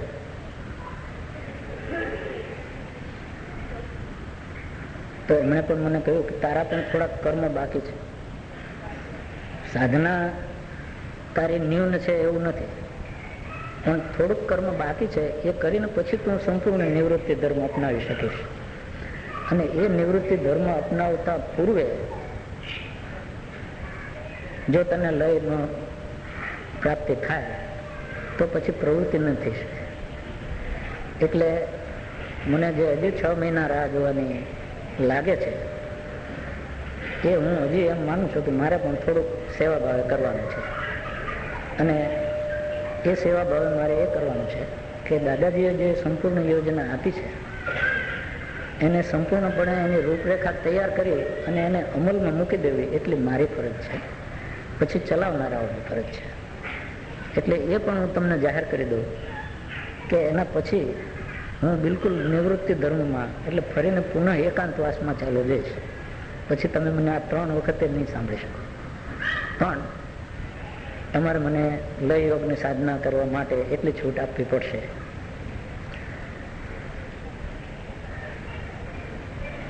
મેં કહ્યું કે હવે જેટલું કર્મ બાકી હશે એટલું તો ભોગવવું જ પડશે. એ કર્યા સિવાય છૂટકો નથી. અને એના કર્મના બદલા રૂપે મારે આ યોજનામાં જ જે કંઈ કરવાનું છે તો એ તો આપની આજ્ઞા જ સમજીને નિમિત્ત રૂપે મારે કરવાનું છે. મને આનંદ થશે એમાં, મને એમાં સંકોચ નથી. મને બાપુજીએ અહીંયા હતા ત્યારે તીર્થની સેવા સોંપેલી છે. તમને બધાને ખબર છે, હું બધું મિટિંગમાં હાજર રહેતો હતો અને તમને બધાને ધોકા મારતો હતો. બાપુજીએ મારા પર છોડી દીધેલું એટલે યથાશક્તિ એ પણ મેં કર્યું છે. બાપુજી અમેરિકા પધાર્યા ત્યાં સુધી. પછી હું પણ એકાંતમાં ગયો. એકાંતમાંથી બહાર આવ્યા પછી મેં તીર્થની પ્રવૃત્તિમાં બહુ વિશેષ રસ નથી લીધો, પણ યોગ વિદ્યાલયનું કાર્ય તો મેં કર્યું જ છે. એ તો તમે ના નહીં કહી શકો.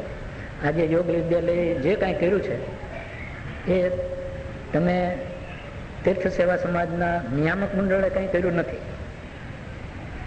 તમે માત્ર થોડા ઘણા પૈસા ખર્ચાય છે એની પાછળ, પણ એ જૂજ. પણ એની યોજના મેં મારા શિક્ષકો દ્વારા અમલમાં મૂકી છે, અને એમાં મેં વધારે કર્યું છે એના કરતાં વિશેષ મારા શિક્ષક ભાઈ બહેનોએ કર્યું છે. એમણે ઘરના પૈસા ખર્ચી અને આ 17 વર્ષ તમારું ઇન્સ્ટિટ્યૂટ ચલાવ્યું છે. તમે એને પગારે આપ્યો નથી, આવવા જવાનું ભાડું આપ્યું નથી, કે બીજી કોઈ સહાય આપી નથી. બહાર જાય છે, ભણાવે છે, એમના ખર્ચે જાય છે. જ્યારે આપણે કહીએ છીએ ત્યારે એમની નોકરીમાંથી લીવ મૂકીને, રજા એમની, આપણે એનું કંઈ જોયું નથી. એટલે એ બધો યશ શિક્ષકોને ફાળે જાય છે કે 17 વર્ષ એમણે ટકાવી રાખ્યું છે. એટલે મોટી સેવા તો એમણે કરી છે. હું તો એક ફક્ત એને દોરવણી આપવામાં નિમિત્ત બન્યો છું. હવે જે એ વિદ્યાલયનો વિકાસ કરવાનો છે કે અહીંથી આખા જગતમાં સંસ્કૃતિ ફેલાય. સંસ્કૃતિનો અર્થ આપણે કોઈને હિન્દુ બનાવી દેવા છે એમ વાત નથી, કોઈને બ્રાહ્મણ બનાવી દેવા છે એમ વાત નથી, કે કોઈને એમ કેવું છે કે ભાઈ તમે આ ભગવાન કૃષ્ણને જ પૂજો, શિવને જ પૂજો, આ ક્રાઇસ્ટને ન પૂજો, કે બીજા કોઈ દેવને તમે પૂજતા હો તો ન પૂજો. એ સંસ્કૃતિનો પ્રચાર નથી. આપણી સંસ્કૃતિ એ છે કે જે સનાતન સત્યો છે આપણા વેદના શાસ્ત્રોમાં, એ સનાતન સત્યો આપણે સનાતન સંસ્કૃતિ કહેવાય. જે સનાતન સત્ય નથી એ સનાતન સંસ્કૃતિ નથી. કેટલાક સત્યો આપણા એવા છે કે જે સનાતન નથી.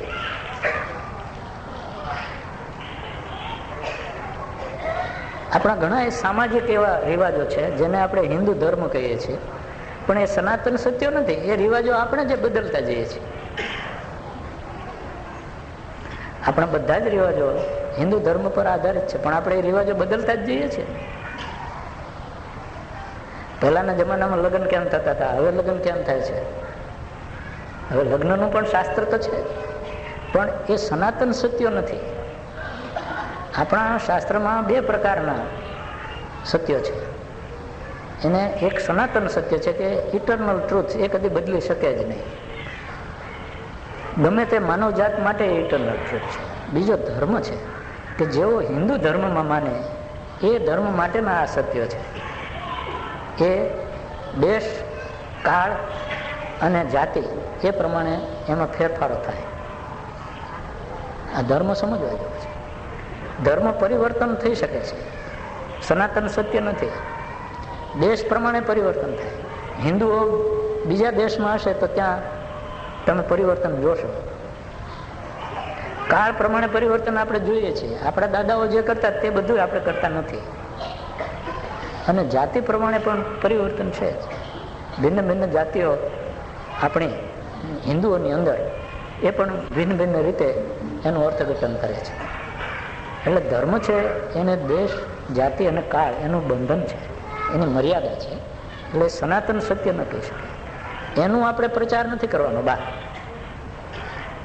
કે આ અમારા હિન્દુઓનો રિવાજ છે એ તમે અપનાવી લો અને હિન્દુ બની જાઓ, એમ આપણે કોઈને કહેવાના નથી. પણ આધ્યાત્મિક સત્યો છે કે યોગ સાધના કરો, તમને આ સત્ય લાદશે. યોગ સાધના અમેરિકન કરે, આફ્રિકન કરે, કેનેડિયન કરે, જાપાનીઝ કરે કે ઇન્ડિયન કરે, એમાં ફેર શું પડવાનો? આંતરિક સત્ય તો આત્મા તો બધાનો એક જ છે, અને પ્રક્રિયા છે જે સાધનાની એ એક જ છે. એટલે બધાને જે અનુભૂતિઓ થશે એ એક જ સત્યને અનુલક્ષીને થશે. આ વાતનો પ્રચાર કરવાનો છે.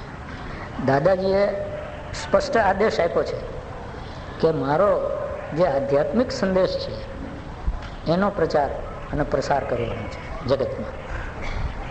આધ્યાત્મિક સંદેશનો અર્થ સનાતન સત્ય છે, ધર્મ નહીં. દાદાજીએ આપણને કોઈ ધર્મના વાળા મૂક્યા નથી. દાદાજીએ આપણને વૈષ્ણવ બનવાનું નથી કહ્યું, આપણને શૈવ બનવાનું નથી કહ્યું, આપણને શાક્ત બનવાનું નથી કહ્યું, આપણને ગાણપત્ય બનવાનું નથી કહ્યું, આપણને સૌર મતના બનવાનું નથી કહ્યું. એમણે એકેશ્વરવાદ આપણને આપ્યો છે કે 5 મત નહીં, અનેક મતો હોય તો પણ આપણો એક જ મત છે કે ઈશ્વર એક જ છે, પણ કોઈ એના સ્વરૂપનો અનાદર નથી. 5 સ્વરૂપનો જ શું કામ? 33 કરોડ દેવો છે તો 33 કરોડનો અનાદર નહીં. 33 કરોડ એ જ ભગવાનના સ્વરૂપ છે કે જે ભગવાનને આપણે માનીએ છીએ. આપણે એ જ ભગવાનને દરેક સ્વરૂપમાં જોવાનું છે. એનું નામ એકેશ્વરવાદ છે. અને એ એકેશ્વરવાદને લક્ષ્યમાં રાખીને જ દાદાજીએ બાપુજીને ભગવાન રાધા પુરુષોત્તમની સેવા સોંપી. નહીં તો દાદાજી સ્વયં શંકર ભગવાનના 28મા અવતાર છે. એમણે સહેલાઈથી એમ કહી શક્યા હોત કે હું તને શિવની પૂજા કરવાનું કહું છું ઈષ્ટ દેવતા, પણ એવું નથી કહ્યું. એ બતાવવા કે શિવ અને વિષ્ણુના અવતારો એમાં અભેદ છે. શિવ અને શક્તિ એમાં તો અભેદ છે જ. શાક્ત મત વાળા પણ કહે છે અને શૈવ મત વાળા પણ કહે છે. ગાણપત્ય આપણા પંચદેવોની પૂજા મુખ્ય છે. ગણપતિ શિવજીના જ પુત્ર છે, તો એ પણ આપણાથી જુદો મત કેવી રીતે હોઈ શકે જો આપણા દાદાજી ભગવાન શંકરના અવતાર છે તો? એટલે કોઈનો અનાદર નથી. અને સૂર્યને આપણે વેદોમાં તે પૂજતા એમ આવ્યા છીએ કે સૂર્ય એ અલ્ટિમેટ સત્ય નથી. સૂર્ય નાશવંત છે, જેમ બ્રહ્માંડ નાશવંત છે, પણ પૃથ્વી માટે ભગવાન જેટલો માનવ માટે અગત્યનો છે એમ દરેક જીવ માટે સૂર્ય અગત્યનો છે. કારણ કે પૃથ્વી પર જીવ છે એ સોલર પાવરને આધારે છે. સૂર્ય ન હોય તો આ જીવ ન હોય. એટલા માટે આપણો જીવનદાતા ઇમિડિયેટ એ સૂર્ય છે. એટલા માટે આપણે સૌર મતમાં પણ પૂજન થાય છે. 5 મુખ્ય મતો છે હિન્દુના મતે. પંચદેવ પૂજા આપણે કહીએ છીએ ને, આપણે આ 5 એક છે અને 33 કરોડ એક છે એમ માની છે. માટે આપણે એકેશ્વરવાદ છે. એકેશ્વરવાદમાં આપણે કોઈ ધર્મનો વાડો ઉપસ્થિત કરવાનો નથી. મને દાદાજી એક સંપ્રદાય શબ્દ વાપર્યો કે લાકુલ સંપ્રદાય આપણું ફોલોઈંગ છે એ તરીકે ઓળખાવું જોઈએ. એ શબ્દ મેં સાંભળી લીધો, પણ સાથે જ એમ કહ્યું કે અત્યારે સંપ્રદાય બહુ સંકુચિત અર્થમાં છે. આપની આજ્ઞા હોય તો અમે આ જ શબ્દ રાખીશું, નહીં તો આપ કંઈક બીજું સૂચવો. તો એમણે કહ્યું કે પરંપરા શબ્દ. એટલે સંપ્રદાય શબ્દ આજના સંદર્ભમાં એનો સંકુચિત અર્થ છે, માટે એ વાપરવાનો નથી.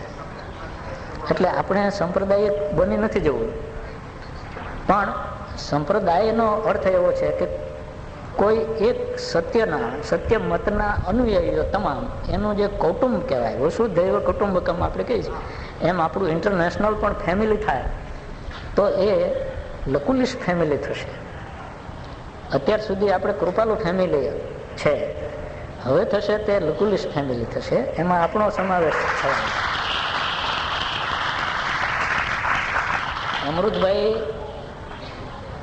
એમના શિષ્યો છે, પણ એમણે કદી અમૃત કુટુંબ પરિવાર એમ કહ્યું નથી. એ તો આપણે બધા જાણીએ છીએ. એ એમની ઉદાર ભાવના છે, એમની નિસ્વાર્થતા છે અને ગુરુજી પ્રત્યેની ભક્તિ છે કે એમણે ત્યાં પણ એમ જ કહ્યું છે કે આપણે બધા કૃપાલુ પરિવારના છીએ. અને ગોરધનભાઈ એની સાક્ષી પૂરી છે કે ત્યાં બધી જેટલી પ્રવૃત્તિઓ અમૃતભાઈએ વિકસાવી છે એ બાપુજીના નામે જ વિકસાવી છે.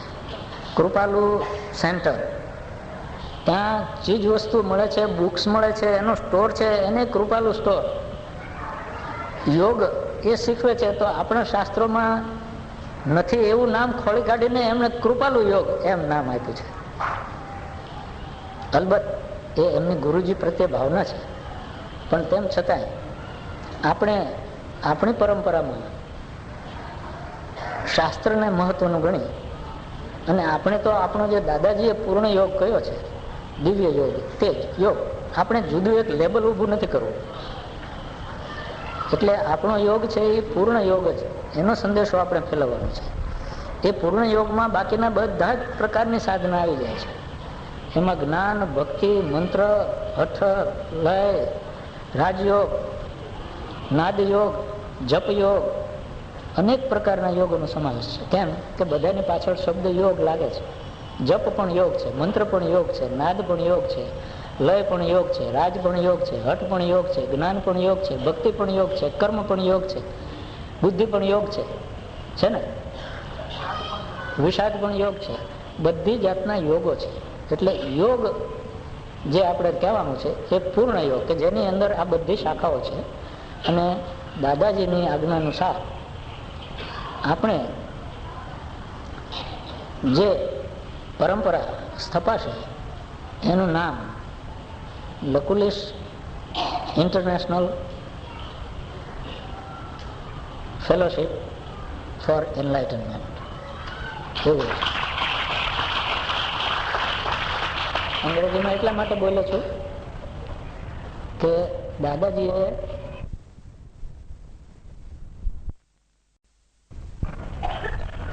એટલે સ્પિરિચ્યુઅલ એનલાઇટનમેન્ટ લાંબો શબ્દ પાછો થઈ જાય હેડિંગમાં, એટલા માટે એનલાઇટનમેન્ટ મૂક્યું છે. એનલાઇટનમેન્ટનો અર્થ પણ એમાં સ્પિરિચ્યુઅલિટી આવી જાય છે, એટલે પ્રબોધન શબ્દ રહે છે. આપણે હવે ભારત પૂરતું સીમિત નથી રાખવાનું, એટલે એને ઇન્ટરનેશનલ એવો શબ્દ ઉમેરે છે. દાદાજીનું નામ રાખવાનું છે માટે લકુલિશ શબ્દ આગળ રાખ્યો છે. એટલે લકુલિશ ઇન્ટરનેશનલ ફેલોશિપ, આપણો પરિવાર, ભાઈ ભાતૃત્વ પરિવાર, આપણે જેને કહીએ છીએ ફેલોશિપ ફોર એનલાઇટનમેન્ટ. અને એનું ટૂંકું મને ગમી ગયું છે. પહેલો શબ્દ બધા શબ્દોનો લેશો એટલે LIFE, લાઈફ. આપણે જગતને લાઈફ આપવાની છે. આપણે માનવ જાતિને સાચું લાઈફ શું છે, સાચી લાઈફ શી રીતે જીવવી જોઈએ એ સમજાવવાનું છે. એટલે આ લાઈફ મિશન છે આપણું. એ જ રીતે એ મિશનના બે ભાગ છે. એક આધ્યાત્મિક પ્રવૃત્તિ, એક સામાજિક પ્રવૃત્તિ. આધ્યાત્મિક પ્રવૃત્તિમાં સાધના રહેશે, સામાજિક પ્રવૃત્તિમાં જન સેવાનું કામ રહેશે. આપણે માત્ર આપણો સ્વાર્થ નથી સાધવાનું, લોકો સુધી સત્ય લઈ જવાનું છે અને લોકોમાં સેવા કાર્ય પણ કરવાનું છે. જેમ ઘણા સામાજિક કાર્યકરો જનસેવાના કાર્યો કરે છે, એવું પણ આપણે કરવું પડશે. કારણ કે દરેક મિશનમાં એ મોખરે હોવું જોઈએ. કોઈ પણ આધ્યાત્મિક કાર્ય કરનારા જ્યાં સુધી જન સમુદાયને પણ લક્ષ્યમાં રાખીને એને કંઈક લાભ આપવાનું કાર્ય ન કરી શકે, ત્યાં સુધી લોકોને સુખી વાતમાં, હાવ લુખી વાતમાં રસ નહીં પડે.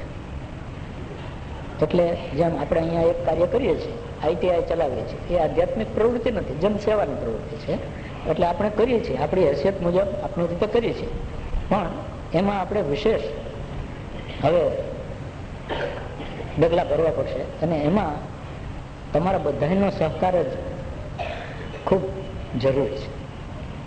આધ્યાત્મિક સાધના તો તમે તમારી રીતે તમારી સ્તરે થોડી ઘણી કરી શકશો, પણ આ પ્રવૃત્તિમાં દાદાજીએ આ જે કામ સોંપેલું છે એમાં આખો આપણો પરિવારનો એક સભ્ય, આપણે પરિવારનો પરંપરાનો એક સભ્ય, નાનો અને મોટો, એમાં પોતાનો અલ્પ ફાળો પણ નોંધાવી શકે એવી શક્યતા છે. તો એ બે આપણા પાંખ રહેશે.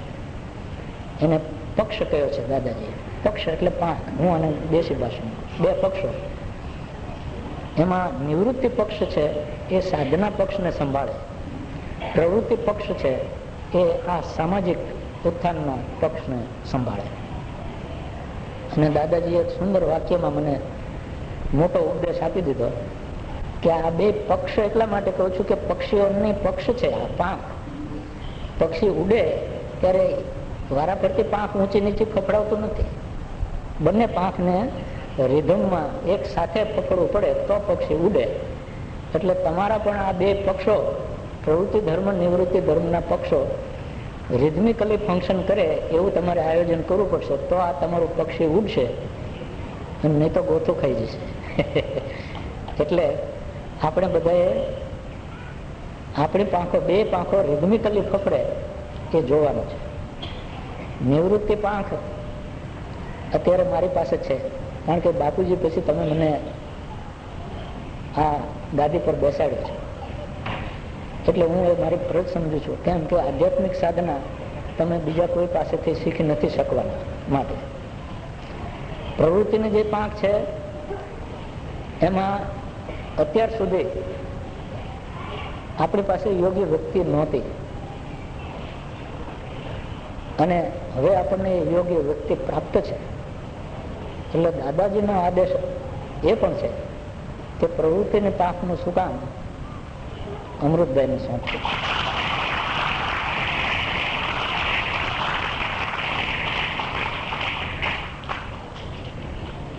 અમૃતભાઈ જોડે મેં આ યોજનાની ચર્ચા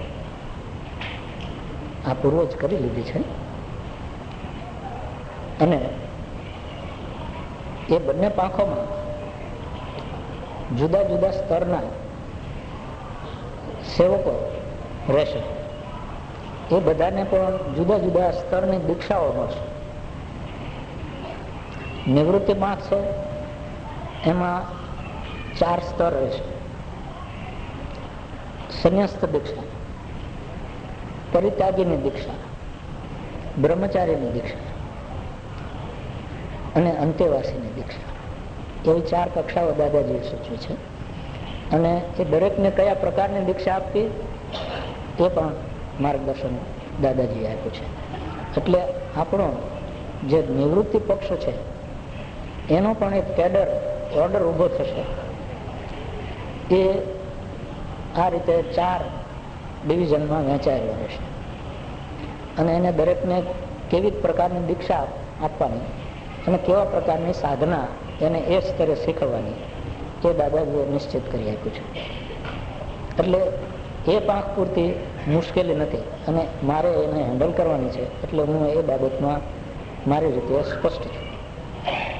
જે પાંખ તમારે બધાએ મળીને અને અમૃતભાઈ ની પણ સહાય લઈને આપણે ચાલુ રાખવાની છે,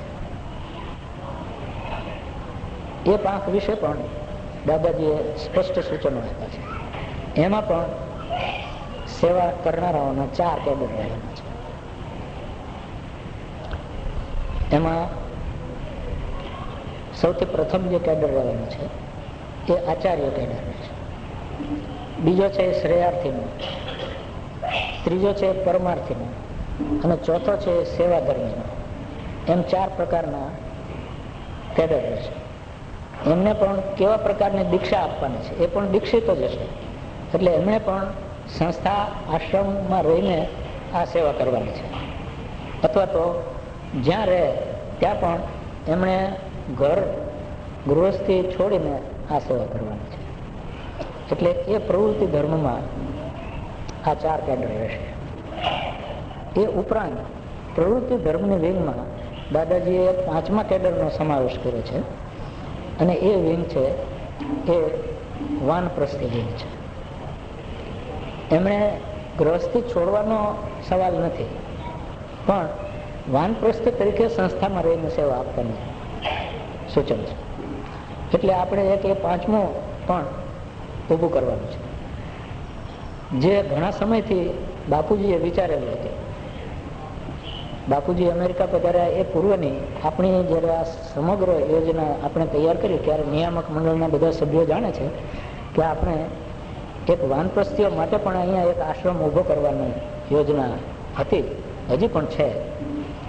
પણ બાપુજી અમેરિકા પધાર્યા પછી એ જરાક ખોરંભે પડી ગઈ, અને આપણે હજી સુધી એમાં કંઈ વિશેષ પ્રગતિ કરી નથી શક્યા.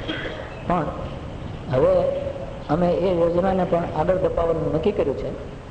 અને આવતી ગુરુ પૂર્ણિમાએ આપણે મળીએ ત્યારે તમારી સમક્ષ એ સંપૂર્ણ યોજના રજૂ થઈ જશે કે વાનપ્રસ્થીઓ જેને વાનપ્રસ્થી તરીકે આશ્રમમાં રહી અને સેવા આપવી હોય અને પોતાની અંગત રીતે સાધના કરવી હોય તો એને માટે અહીંયા શું સુવિધા હશે રહેવાની વગેરે એના નીતિ નિયમો તૈયાર થશે. નિયામક મંડળ એને જોઈ જશે અને પછી સંપૂર્ણ યોજના ગુરુ પૂર્ણિમા પહેલાં આપની પાસે રજૂ થઈ જશે. શક્ય હશે તો અમે વહેલી રજૂ કરીશું. એથી પણ પહેલાં જો વહેલી થઈ જશે તો કદાચ તમને માર્ચના ઉર્જામાં એનો નિર્દેશ મળી રહેશે. નહીં તો ગુરુ પૂર્ણિમા પર તો ડેફિનેટલી બધું જ તૈયાર હશે. એટલે આ પ્રવૃત્તિ માર્ગ, નિવૃત્તિ માર્ગ, એના કેડર, એની દીક્ષા, એની જરૂરિયાતો શું શું છે, કોણ એમાં જોડાઈ શકે વગેરે બધી જ માર્ગદર્શન એનું હું હવે વિગતવાર એના ઉપર તૈયારી હું કરવાનો છું. અને તૈયાર થશે એ પછી નિયામક મંડળ જોડે પણ હું ચર્ચા કરી લઈશ, અમૃતભાઈ જોડે પણ હું ચર્ચા કરવાની છું. અને એ પછી બધું જ ફાઇનલાઇઝ થયા પછી આપણે હવે વિશાળ પાયા પર આ કાર્ય આરંભવાનું છે. અને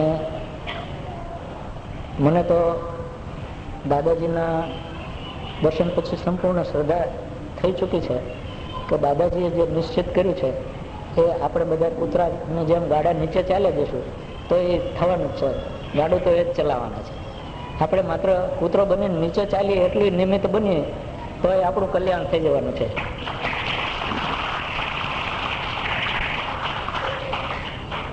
તો આપણે સૌ દાદાજીએ સોંપેલા આ મિશનમાં, આ મોટા કાર્યમાં હવે ભાગીદાર થવાનો વખત આવી પહોંચ્યો છે ત્યારે નિર્ણય કરી લઈએ કે આપણે શી રીતે એમાં ઉપયોગી થવું છે.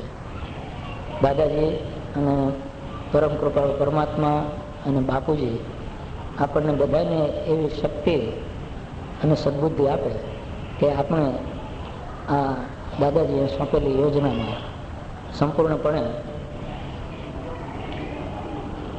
એકદમ નિસ્વાર્થ ભાવે સેવાઓ આપીએ અને દાદાજીનું સ્વપ્ન સાકાર કરીએ. સૌને સસ્નેહ જય ભગવાન. આપે સૌને શાંતિથી સાંભળો એ બદલ આપ સૌનો આભાર. અને ભૂખ બરાબર લાગી હોય તો બરાબર જમવાનું. જય ભગવાન.